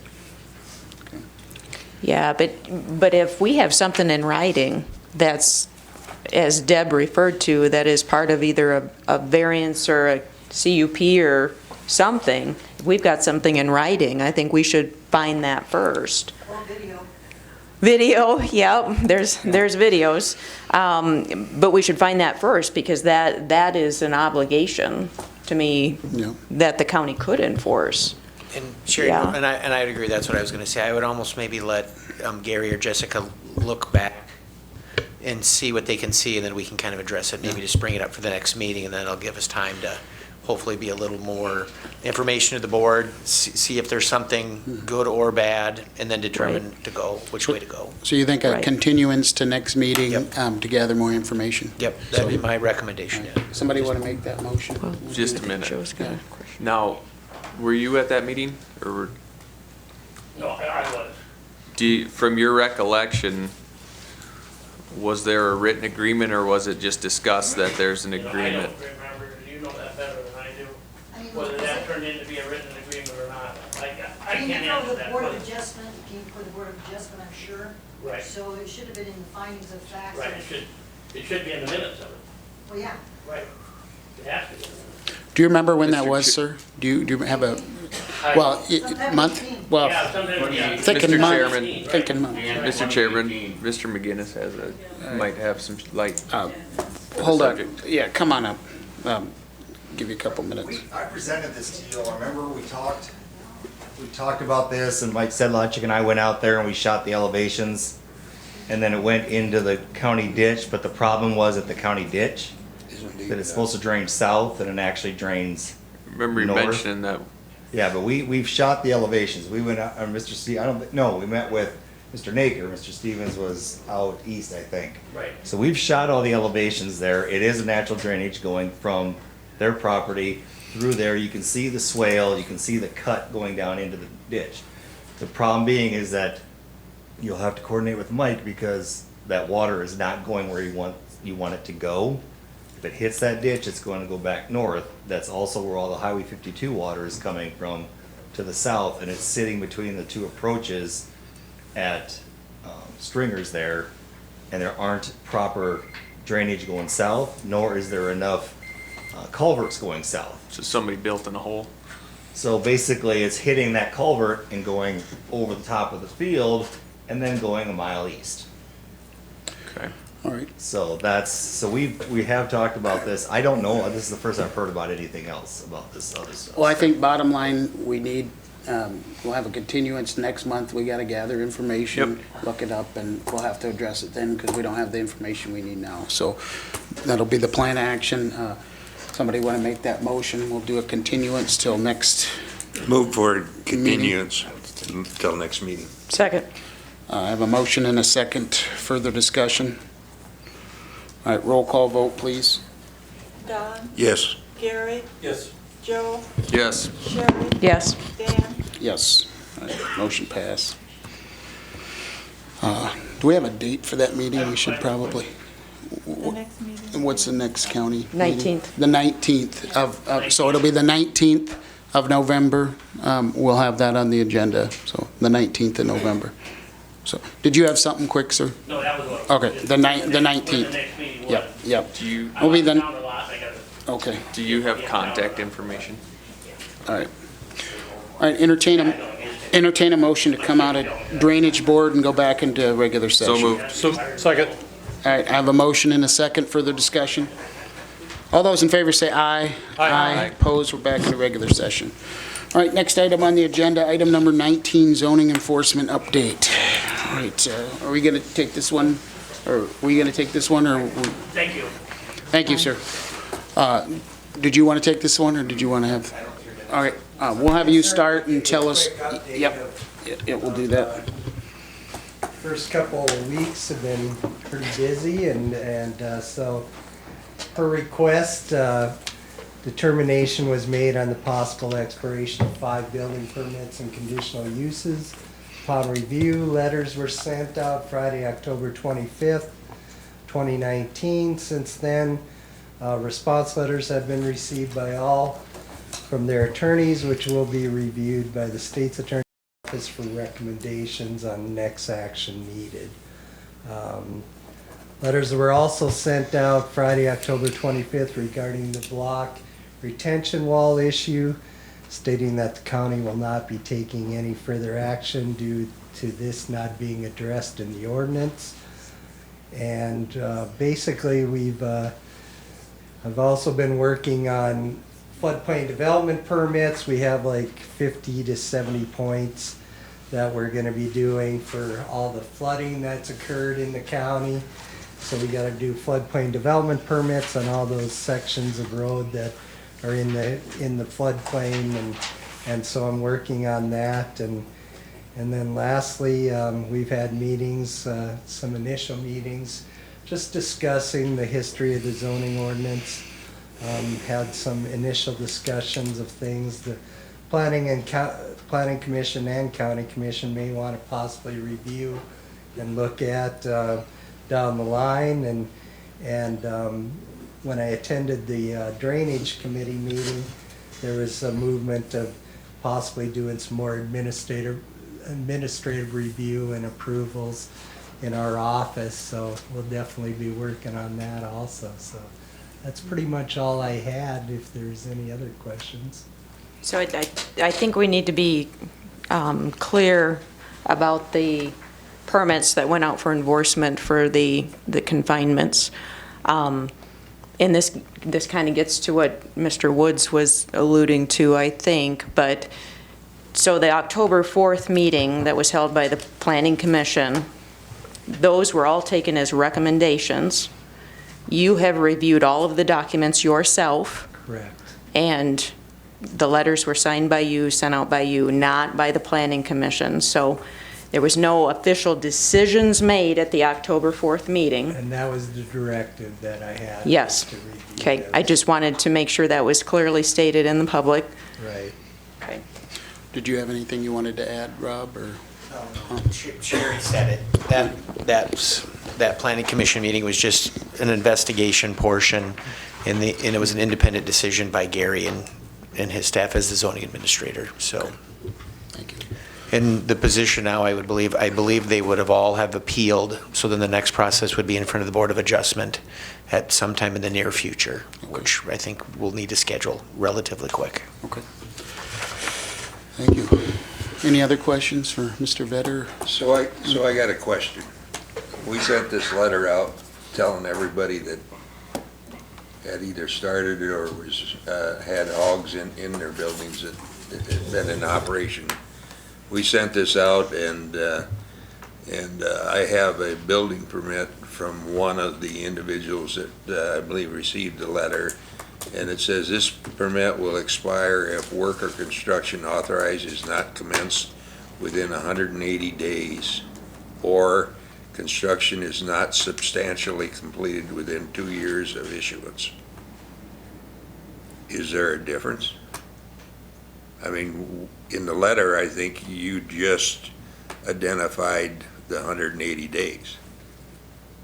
The permit appears to me to say they have 2 years for the Building permit. permits are For the good for permit up to to be 2 good. years if they've been started within the 180-day. Doesn't say that.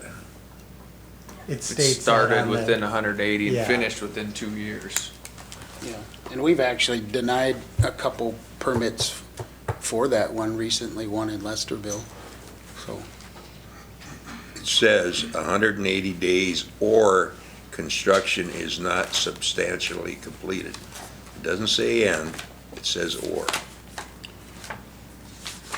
Yeah, started within 180 days, does it not? Doesn't say that. Well, I think that's a building permit. I think we also have our zoning ordinance, Yeah. you know, Can I see section that? 1725. So, Because I know we, in that software, we have something, took it right off of here.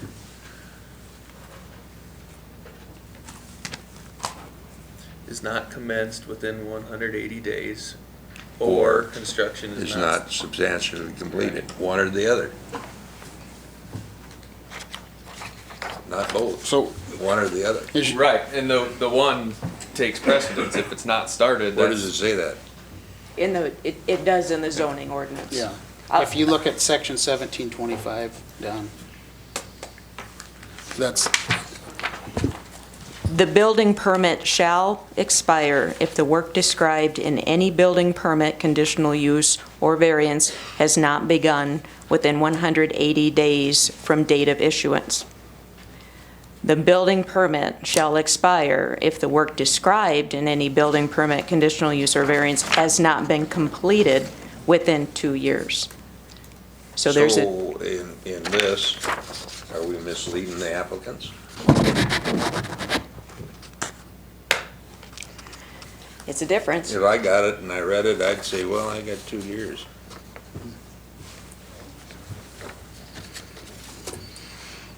I guess I've always taken it as, you know, if I do work on my house in town, I always took it as the one beginning or ending, but maybe it should be clarified. And guys, probably my recommendation would be these are going to be an appeal. They are an appeal, and you are going to be seeing them, and then the evidence will be submitted. And like Don made comment too, I mean, that's something maybe to address an appeal. Right now, we're just getting an update from the zoning administrator where everything is, so everybody knows, and that'll be something to discuss when we get it in front of you, because it'll all be in front of you here in a short period of time. Okay, thanks. Thanks, Gary, appreciate it. All right, next item on the agenda, item 20, availability of state's attorney and staff. And Mr. Clemish? Yep, thank you, Dan. This is in addressing the time I was gone, October 15th. I was out of town. I did have another staff member coming. I do apologize for nobody being here. That's my fault. Eric was going to be here. I did have communications with him by text. I believed all the answers were answered. They weren't, so I do apologize to the public. I do apologize to the commission for not having somebody here, and that was my fault. I did tell Eric he didn't have to be here after I believed the issues were solved, but they weren't. So I do apologize, just specifically like the one tonight. So I will ensure somebody's here, and I do apologize to you guys, and I do apologize to the public for not being here at the time, and that was my fault for that not happening. So I do apologize. So. And I'd just like to say, from a commissioner, every time I've called or emailed, the state's attorney has always got back to me, usually within a few minutes, and it's been a real pleasure working with you, and thank you for everything you do for the commission and, most importantly, Yankton County. So thank you very much for that. So, anything else for Rob? No, I just wanted to add, as with most of our jobs, there's so much more that happens behind the scenes that nobody sees. And I know Rob works really hard for the county, so thank him for that. Of multiple trials and all kinds of stuff you're dealing with. Is it 3 murder trials we have in Yankton County? We have an excess today. We do, Dan. So. Yeah, so it's not just, your job is really a small portion of it is the commission. There's so much else with, enforcing other laws. There's a lot to it, so. Right, thank you. Yeah. Sure helped. Is there anything else for you on? No, Dan, that was it. I just was going to apologize. Thank you. That was. Let's give our state's attorney a round of applause. Thank you for that. All right. Next item on the agenda, item number 21, conflict of interest for Mr. Kettering. Don, did you want to take this, or did you want state's attorney? Well, I'm going to ask Rob to, the background is a couple months, maybe even 3 months ago, it was brought to attention that I was in a conflict of interest because I was a stockholder of YAPG and had voted on funding from the county for their support. And Rob, you want to? Yeah, no, and too, and I know the commission's aware too, and there's a statute right on it. I'll just kind of read it, and we can talk about it just a little bit. But the statute basically says that no county, municipal, or school official may participate in discussing or voting on any issue in which the official has a conflict of interest. And then it states, each official shall decide if any potential conflict of interest requires such official to be disqualified from participating in discussing or voting. So if you personally believe, like my dad is in front of you, or there's some issue, and I know we've addressed similar issues, then I need to pull myself away and decide. So part of it is a self-decision if we believe there's something that looks improper. Then it goes on to say, no matter what your thought process is, it says no such official may participate in discussing or voting on an issue if the following apply. And one is if I have a direct financial interest. So if there's an interest where I'm going to benefit from that, then I cannot vote. Or if 2/3 of the governing body decide it. So the other commissioners, I might not as a commissioner believe I have a conflict, but you might decide I have a conflict type of thing. If I'm one of the other commissioners, then you can vote on it and make that decision and bring it up in a motion and do that too. So, and I know this day and age, and you're all the same, we're all on boards, we're all heavily active in everything. I did call the Attorney General's office. I did relay specifically Don's question, their comment to me that it wasn't a conflict. And that wasn't something that he would have to, pursuant to the statute, withdraw himself. And again, guys, if it was that simple to kick you off, then you would be voting on nothing, because you're all involved and you're all active, and that's the way life works. Is typically the people that are involved are the ones involved in most everything, and that's how you guys operate, just like everybody else does too. So it's a pretty strict standard, and again, there's a little self-awareness, but the statute requires a financial interest more than it does anything else, so you'd have to see the gain. So And YAPG does not have stockholders, so I'm not a stockholder. not meaning there's no financial gain for you if No. if there's a donation or a payment or whatever sort from the county. So Anything else on that, Don, or? Well, I think everybody should know that, I think everybody on this commission has 8 to 10, 12 different organizations that they represent. I go to I can't even name them now. You're out a lot of stuff, Don, I see. I go to several of them, and, you know, it's a lot of time. If we couldn't vote on any of them, there wouldn't be much point in going, I guess. So, anyway. All right, thanks, Don. But it was a good point that you brought up. Okay. I appreciate that. All right, next item on the agenda, item number 22, commercial building fee discussion. I think we've had this for the last couple months. Don, did you have anything new? My recommendation would be that we set a base fee, and this would apply only to commercial and ag, but we set a base fee of $1,000 and then put $2 per thousand for every thousand over that. I think before in my example I showed it as $1.50, okay. But I thought with the long time since we've changed, it could go up.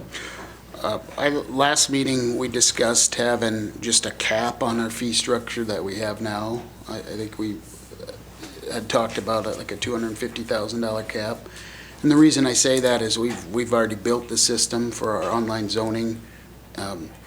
And if the concern is we don't want to go over a certain amount, yep. I guess I would be partial to thinking that would be better than I'm fine with the cap. You just have to have the basis to get there. So would you be okay with keeping the structure that we have now in place, but capping it at a certain number? So if we get a big, because your concern is a big ethanol plant or something like that, you don't want them to go somewhere else because they had to pay a big fee. If we just had it capped, we could leave our fee structure that's been in place since September as opposed to, redoing it. Because we'd have to redo our whole fee structure, then we'd have to redo the whole program that's calculating all the structure. And then what are we gonna do with all the building permits that have been filed between September and now? Are we gonna offer those guys a refund if we break it down? I think it'd be pretty messy to do myself. So I guess, what's your thought if we put a cap on it at a number and say, you pay up until you pay this amount and then you don't pay anymore? I think Well, the cap would help the big boys, but it doesn't help the small boys. Yeah. Well, we could just hand out free building permits and have the taxpayers, subsidize the office too, but that hasn't worked. I mean, if we look at zoning and planning and the expense that goes into notifications, running the office, copy machines, paper, staff, do we subsidize that office? We don't have any tax money to fix the roads. And if you look at building materials, tin, lumber, that's all gone up in the last 15 years. I think a fee structure increase, helps offset some of the cost of running that department. So, and we already agreed to it. It's already in place. I hate to redo that again. But I guess, any other commissioners have anything? I'd just like to concur with your statements there, but I also just wanted to throw something in here that, Don wants to put give the big guys a little bigger chance, especially like you said, a ethanol plant or something, but how about some kind of a rebate system? Like you go to Menards, you get a rebate, if just something to think about in the future. Sure. Okay, if you want to come in with your big company, after you've been here a couple of years, then maybe we can give you some money back after you've been established and to kind of entice you to come in yet. Well, and one thing we're overlooking too is the discretionary formula for the first year. They pay 20, 40, 60, 80, so they don't even pay their full amount of taxes for 5 years, so they're already getting that break. And then if you look at TIFs or TIDs or whatever, you know, that's 20 years of not paying their full amount of taxes. So there are other things out there. I guess this is a discussion, the other commissioners, if you want to hop in as well. I hate to take a sledgehammer to a system that's been working since September. But, you know, we talked about this for 4 months. I guess the time to do your research was during the 4-month period, and then we voted on it, and now we want to redo what we voted on. Seems like a big step back, if you ask me, so. I am not a supporter of a cap. I'm not a supporter of a rebate program. You start getting into the perception that you're picking and choosing winners and losers. So I don't favor adjusting it for special scenarios. I voted against the permit fees. I thought they were too high of an increase. I had looked at the other counties. I really liked what Brown County was doing at $3. It's simple. Everybody pays the same fee. It's about in the middle of the pack. Sioux County, Iowa is about that same. They're at $2.50. Lincoln, depending on which information they have in there, they have 2 sets of guidelines as far as I could see. One of their guidelines was much different than the other one, and of course Minnehaha can do whatever they want to. So if we're looking at adjusting anything, I think the only thing I would consider is going from $5 to $3. Are we going to refund everybody who's had a building permit from September to now? We certainly could, Well, if you feel that would be fair. Well, I guess. How many have we had? Have we had? Well, I think it's just, yeah. Well, it's almost zero. It's almost zero, isn't it? Zero. For commercial or ag, it's almost zero. Well, we had 80 permits come in before it went up to, for everybody trying to not beat on it. commercial and ag. How many building permits did we have come in before the rate went up? It was like 80. Okay, it was 80 because everybody tried to beat it. So obviously, That is there's what the gonna be a reports little show. bit, there's gonna be a little bit of lag. Everybody's gonna get that permit beforehand. I guess it goes back to, us as a commission, we should do our research ahead of time. We talked about it for 4 months, and we made a decision, and, we have to support that decision. I've voted no on things and then supported that decision, so we made this decision. I don't know if it helps rehash in every vote that we take. Joe, you got something on that?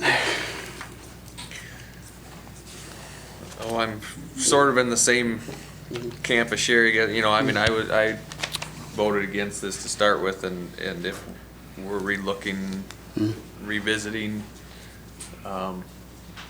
that's fine. But I guess I'm not going to have a whole lot of input. I'm in the almost the same camp as what you said too, though. Yeah. I mean, it was voted on, approved.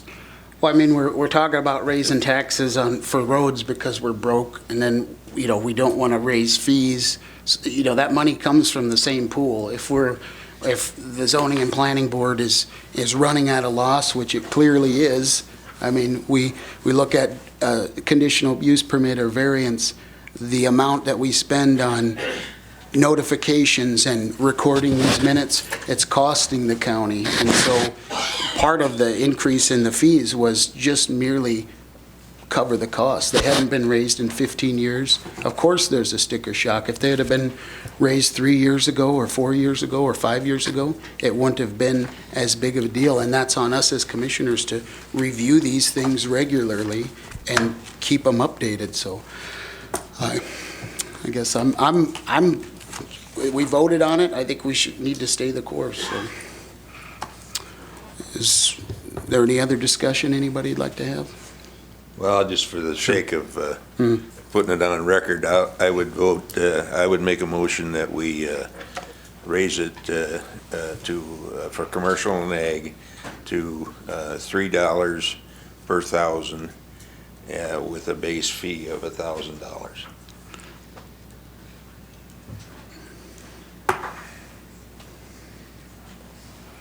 Anybody want to second that? And with Dan's cap of $250,000.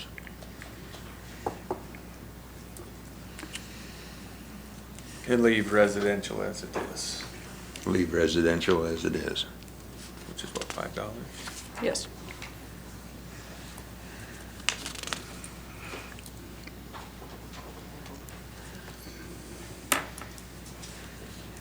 I'd second that. Actually, it's on the agenda for commercial fee permit discussion. How does that work, Rob? It's on it as a discussion. Should we put it on the next meeting for voting, or what would you say? And I think you're okay either way. Yeah. If you want to put it on it to be safer, because you're making a change, but I think I'm comfortable with you making changes to it. It's a discussion that could be motioned and ruled on. Okay, so your motion, Don, was to reduce it for ag and commercial? Ag and commercial, the rates be set at $3 per thousand of estimated construction cost plus $1,000 base fee. Plus $1,000 base fee? Yeah. Are you still, you still seconding that with $1,000 base fee? What if somebody has $1,000 ag structure in valuation, do they still pay that $1,000 base fee? Or even a $10,000 ag structure, or, a $30,000 bin with $1,000 base structure, that's gonna be higher than what we have now at $5 per thousand. Plus 50, because our base fee now is 50 plus 5 per thousand, as $1,000. I'm just trying to cover the be a lot expenses. more. Well, I mean, I'm just trying to cover the expenses. you're more, I guess, if that's where we want to go, but I have a motion and a second. We'll get further discussion. I guess, anybody have further discussion? I think Mr. this is. Chairman, I yeah. think Sure. Matt Archer has something to say. Yeah, I'm go guessing ahead. it has to do with software and. Yep, come on up. Matt Archer, Yep. Deputy Director of Equalization. Just trying to clarify a few things. The software can pretty much do whatever fee schedule you do is, it's just a little bit more work, but we gotta have a decision, because right now we're ready to go. This is the last thing that we're waiting on. And I will say, most ag buildings, as you guys all know, I go assess, most of them are under 100,000. Commercial, it depends, but most ag buildings are under 100,000 on the permit. It doesn't mean I have them assessed at 100,000, but usually they're, that covers most of your pole buildings, your grain handling, and so. Yep. All right, so we have a motion and a second on ag and commercial going to $3 per thousand in valuation plus a $1,000 base fee. Am I correct on that? Okay. And you second that, right?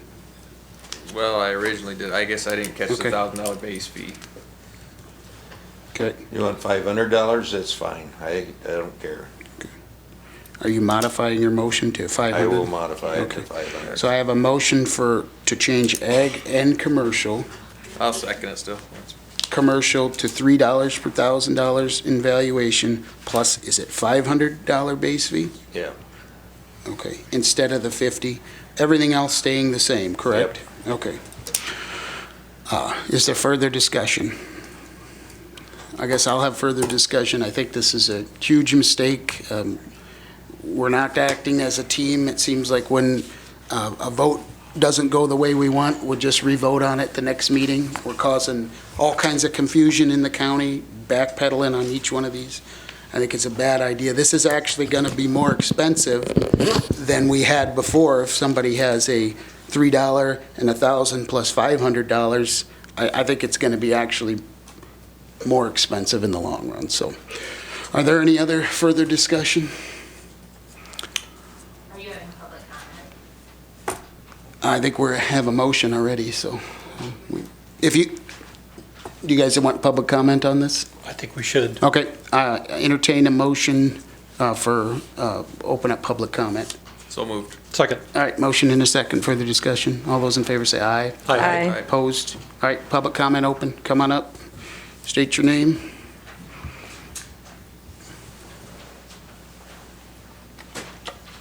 Good evening, Nancy Winandy, representing Yankton Area Progressive Growth. And I wasn't able to follow all of the exact numbers that were being thrown out as exactly how you are modifying that. But I would suggest that as commissioners, you keep your eye on the long-term ball and not just the short-term revenues that you'll be getting out of the building permit, because the property tax that you'll be receiving from this entity that will be coming to Yankton should far outweigh in the long term what these short-term fees are.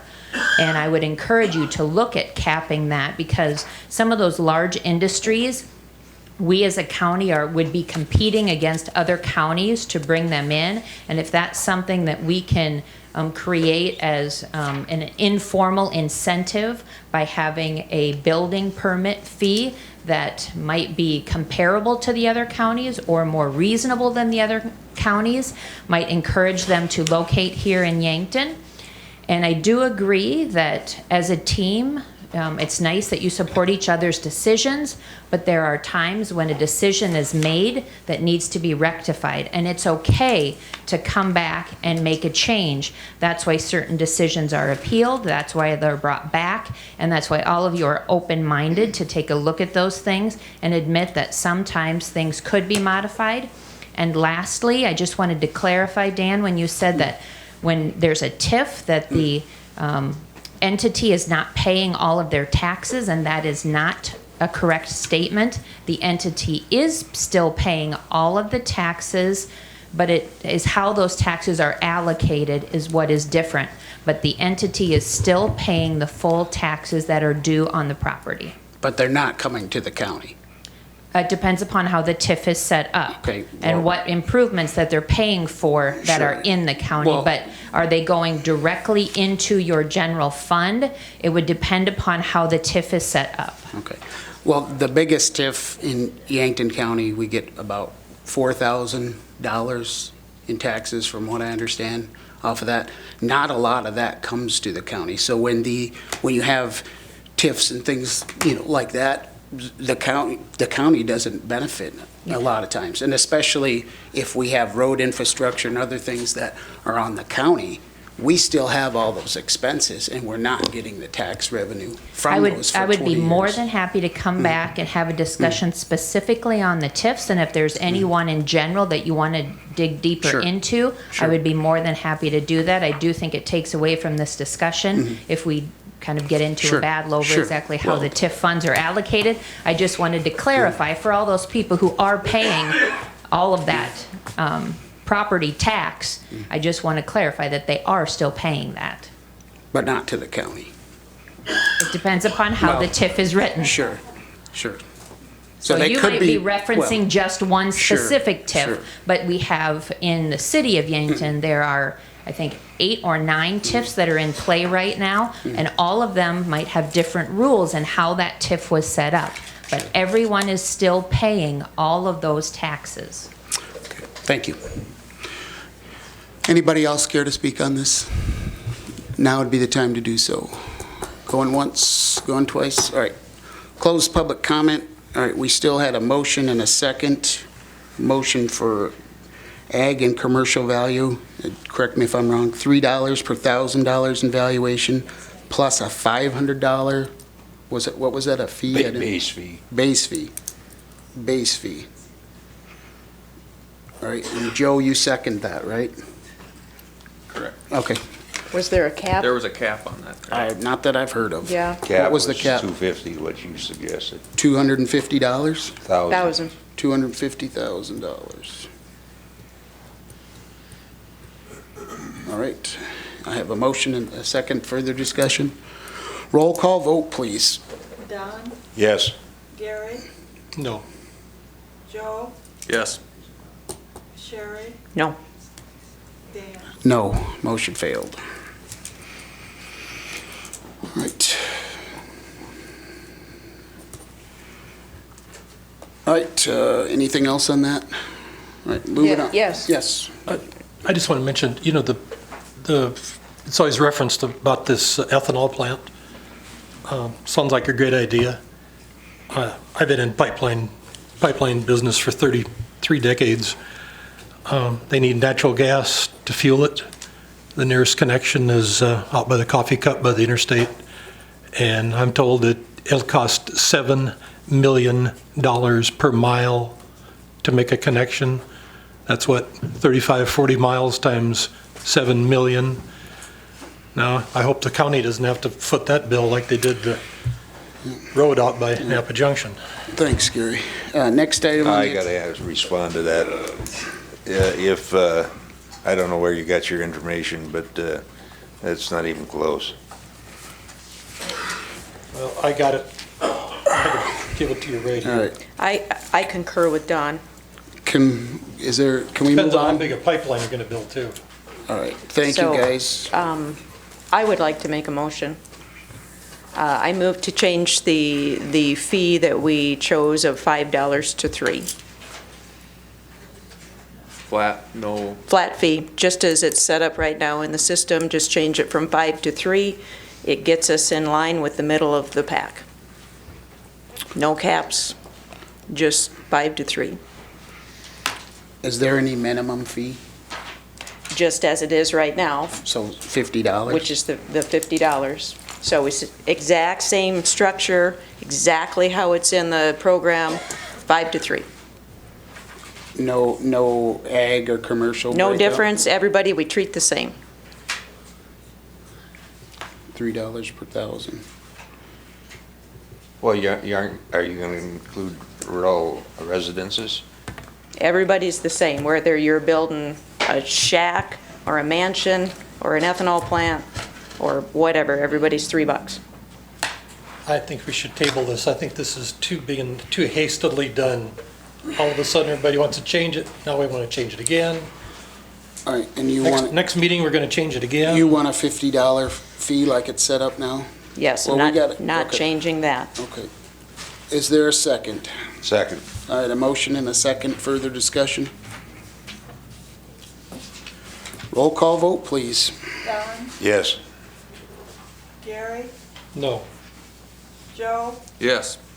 Sherry? Yes. Dan? No. Motion pass. All right. Next item on the agenda, item number 23, amend no-through trucks resolution. Rob, did you want to take this one? Yeah, I do. Sorry, I don't want to, but I will. I was asked if we could have a $2,500 fine on no-through trucks, and we cannot. And that was incorrect. The most we can have is $500, which is a Class 2 misdemeanor, 30 days in jail, or a $500 fine, or both. That's the answer.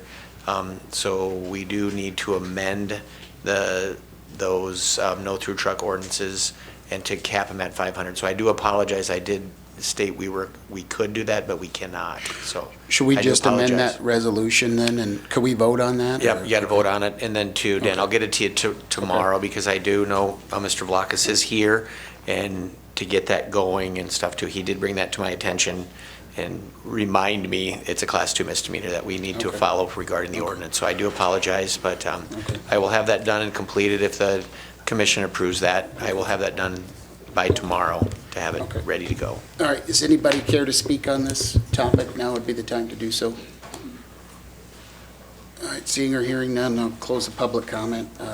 Back to the board, so I guess we have to amend the resolution from $2,500 to $500 to be in compliance. Do we need to name the number of the resolution or just change the fine? Just change the fine. Okay. Yep, and we have 2 of them. I think there's just 2.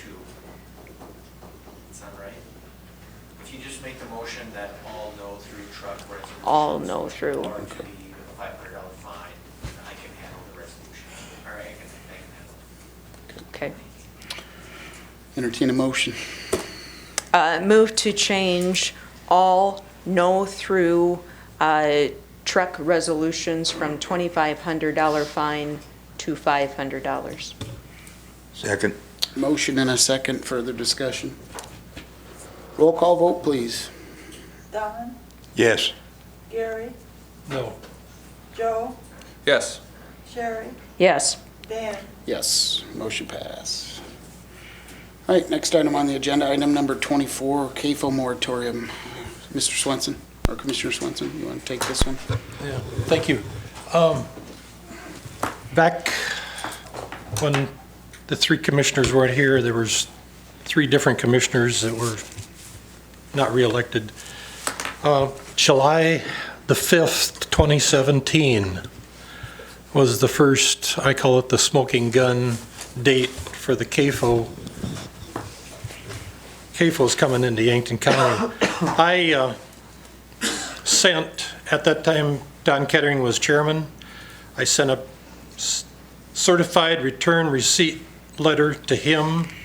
I sent a certified receipt letter to Rob Flemish, and I sent one to Todd Woods requesting a cooling down period, a change of venue, because this was such a hot topic. I had neighbors out there that I've known all my life. I grew up by Mission Hill. My father was there, my grandfather. I know all these people out here. I know the ones that want the CAFOs, I know the people that don't want them. I asked for a cooling down period so we could get all the details worked out so that we wouldn't have what's going on right now. Somebody wants this, somebody wants a well, somebody wants to come back and renegotiate. Somebody's not clear on it. Somebody's not here like the state's attorney so they can answer questions.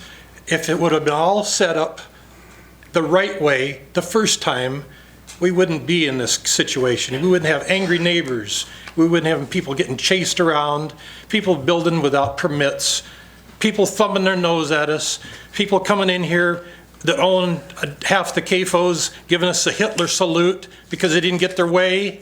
And I guess I don't have to name any names to do that, but I think it's uncalled for.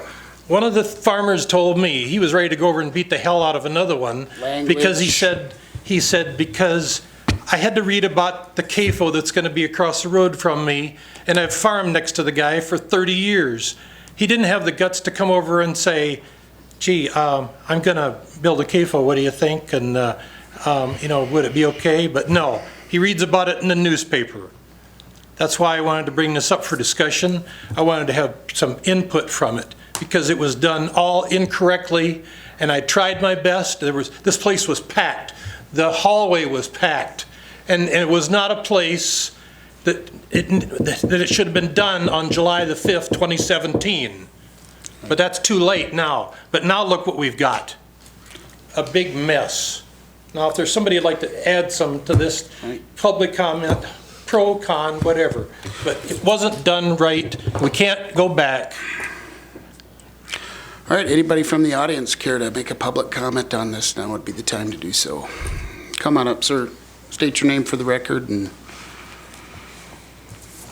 try to give you 3 minutes. I haven't been good at timing tonight, so welcome, sir. My name's Bob Gleick, and I'm probably not going to make any friends here. We've been through this for the whole year. I'm not going to comment on the 4 that's in litigation. That's in the past. The new board came in, you changed the zoning ordinance. What did we change? Well, for example, the number representation of like a pig from, I think the old zoning ordinance said you could have like 100 pigs compared to a cow. What section was changed, Bob? From what I understand, you guys None were. made the animal unit to 1. No. But It's anyway, been like that well, since 2003, Bob. Besides, what I Sure. want to say is, you guys done your due diligence as representatives. People talked to you, you did what they said they wanted to do. The biggest problem we had was we didn't have representation in the zoning office due to the absence of a zoning office. You have them now. You have your zoning ordinance, you have a book and a statute you're gonna go with. Follow it. See where it goes. We need to amend it, amend it. don't just throw it out the window like saying we're gonna put a moratorium on it. What you do when you put a moratorium on them is you're telling every other farmer in this county that because of this incident down here, you don't know what your plans are. You can't go to your banker and set for future development. You can't tell your children you've got a future on the farm because they don't know. And this, for example, I want to go back to 2002, 2004, when the big issue then was cattle feedlots. The cattle feedlot was the devil at that time. Feelings were hot, just like they are now. When it was all said and done, Mr. Gary used to have a little display up by his office. We now have more CFO feedlots because we raised the requirements of what they have for cost and all that stuff. It's good. You got to do this. You got for X amount of number. That's cost. They did it. We got more of them. I haven't heard of any complaints, and correct me if I'm wrong, about the cattle industry since then. Now we're doing here 15 years later. People are looking to develop into our county, and we're doing it on pigs. You've got your tools in place. We don't need a moratorium. Otherwise, people are going to say, well, we'll come back to Yankton County in 15 years and see if they figured out what they want to do. Because if you don't let your own homegrown industry develop and grow, they'll be gone. The small farmer, and this is a quote from the newspaper, 2017, South Dakota lost 212 farms, whether through death, bankruptcy, whatever. And every time one of those little farmers disappear, that land goes up for sale, and the guy with the money that you're scared of coming in this town comes in, buys it up. The first thing he hires is a bulldozer. So all your setbacks are gone because there's no more structure that have to be so far away from and all that stuff. Thank you. Leave the system alone. Let's work it out first for a year. Thank you, sir. Anybody else care to speak? Now would be the time to do so. Going once, going twice. All right, go ahead and close public comment. Gary, what were you, did you want a motion on this, or what were you having a discussion? No, I don't want to vote on it. Okay. Because we don't, I just wanted some public comment about it and to bring Okay. up some of the things that I tried to do. Okay, thanks, Gary. All right, next item on the agenda, item number 25, public comment. Yeah, lucky.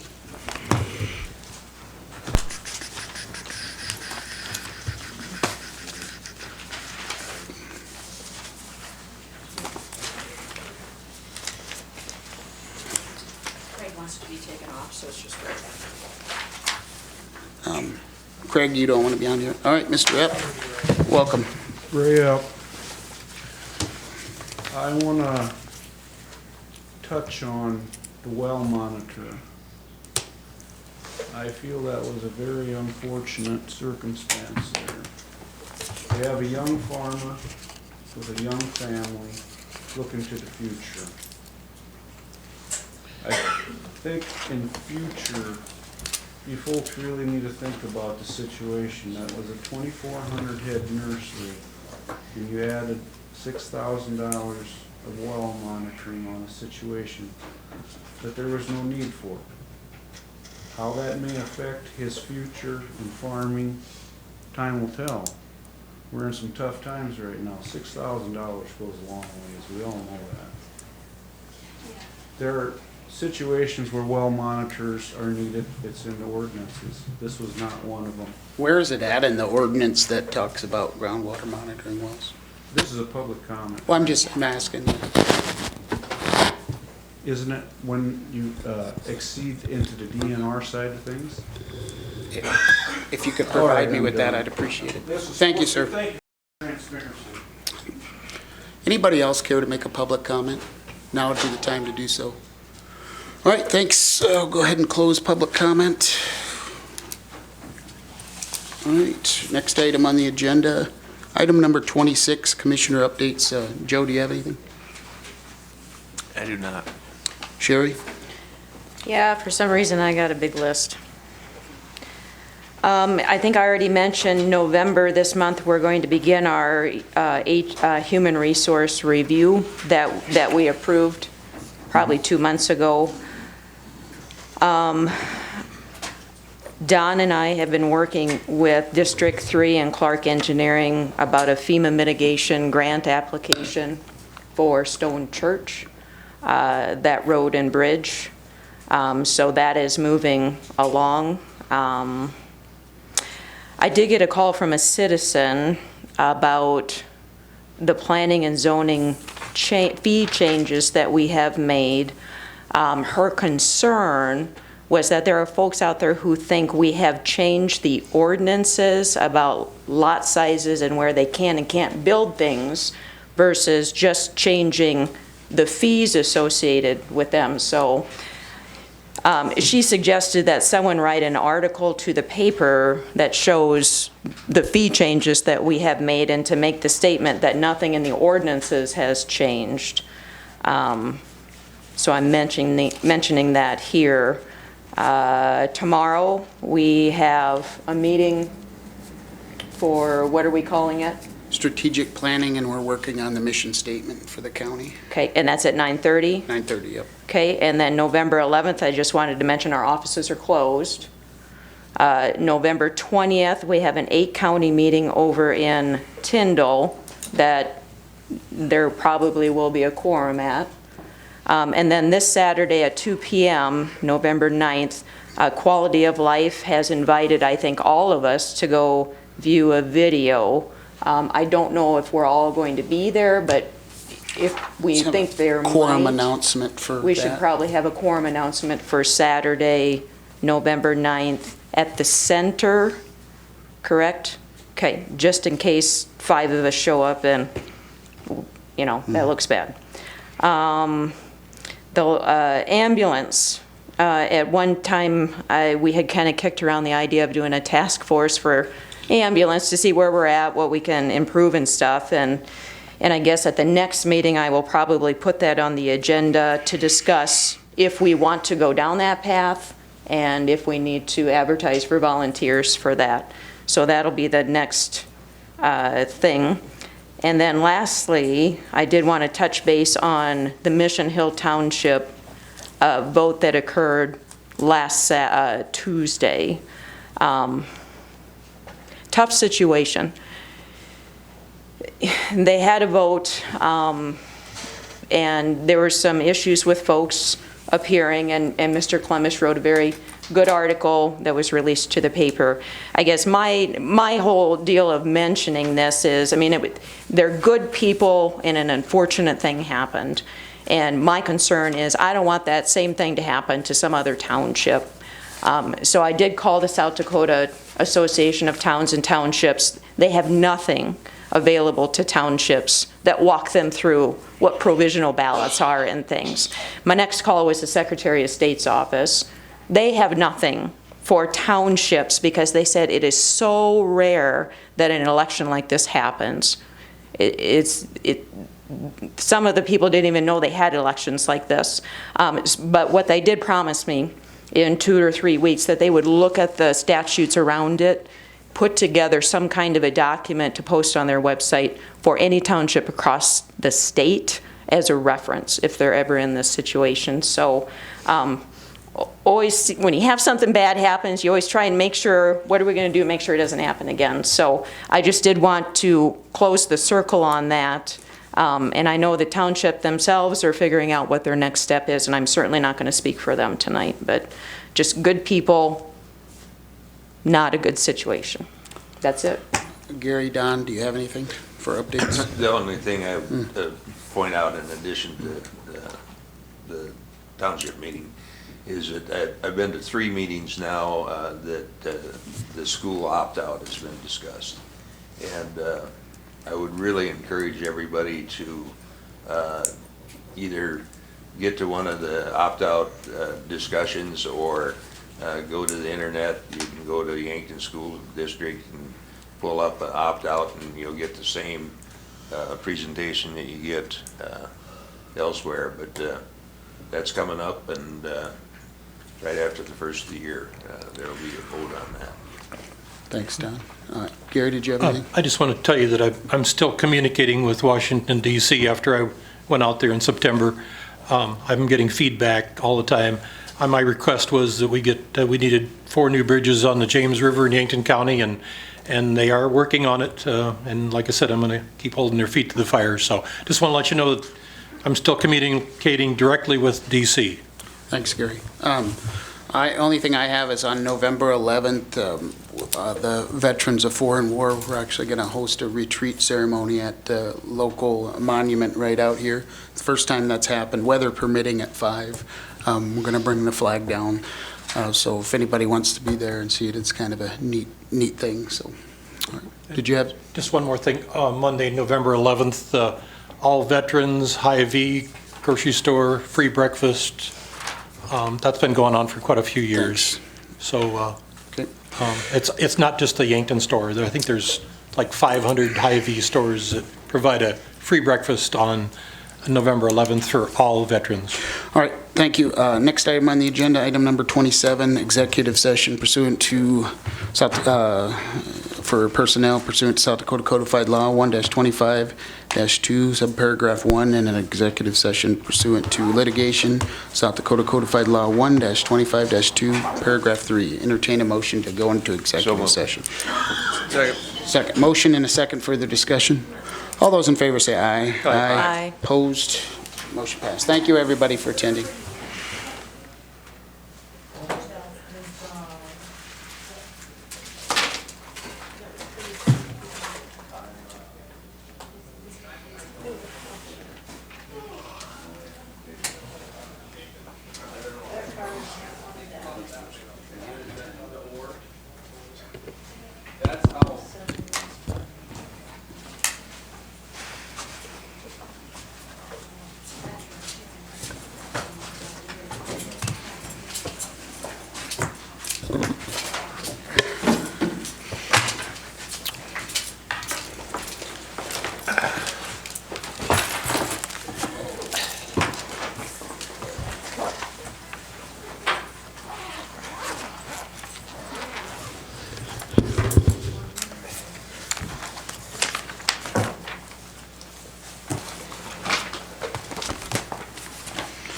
All right, entertain a motion to come out of executive session.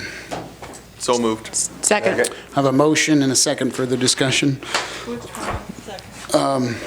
Don, we'll give it to Don this time. Further discussion. All those in favor say aye. Aye. Opposed? We're back into regular session. Items for next meeting. One of the items we're going to have is code of conduct for commissioners. As elected officials, we all have to, we should be held to a higher standard, so we're going to talk about code of conduct for commissioners.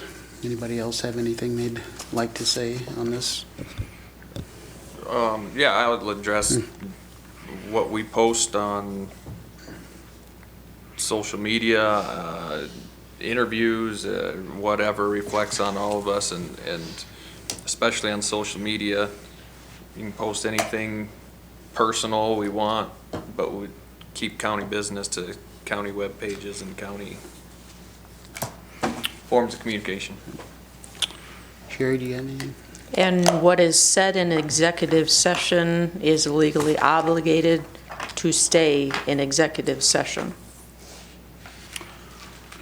Anything else? Nope. All right. Entertain a motion to adjourn. So moved. Second. Motion and a second. Further discussion. All those in favor say aye. Aye. Opposed? All right, thank you.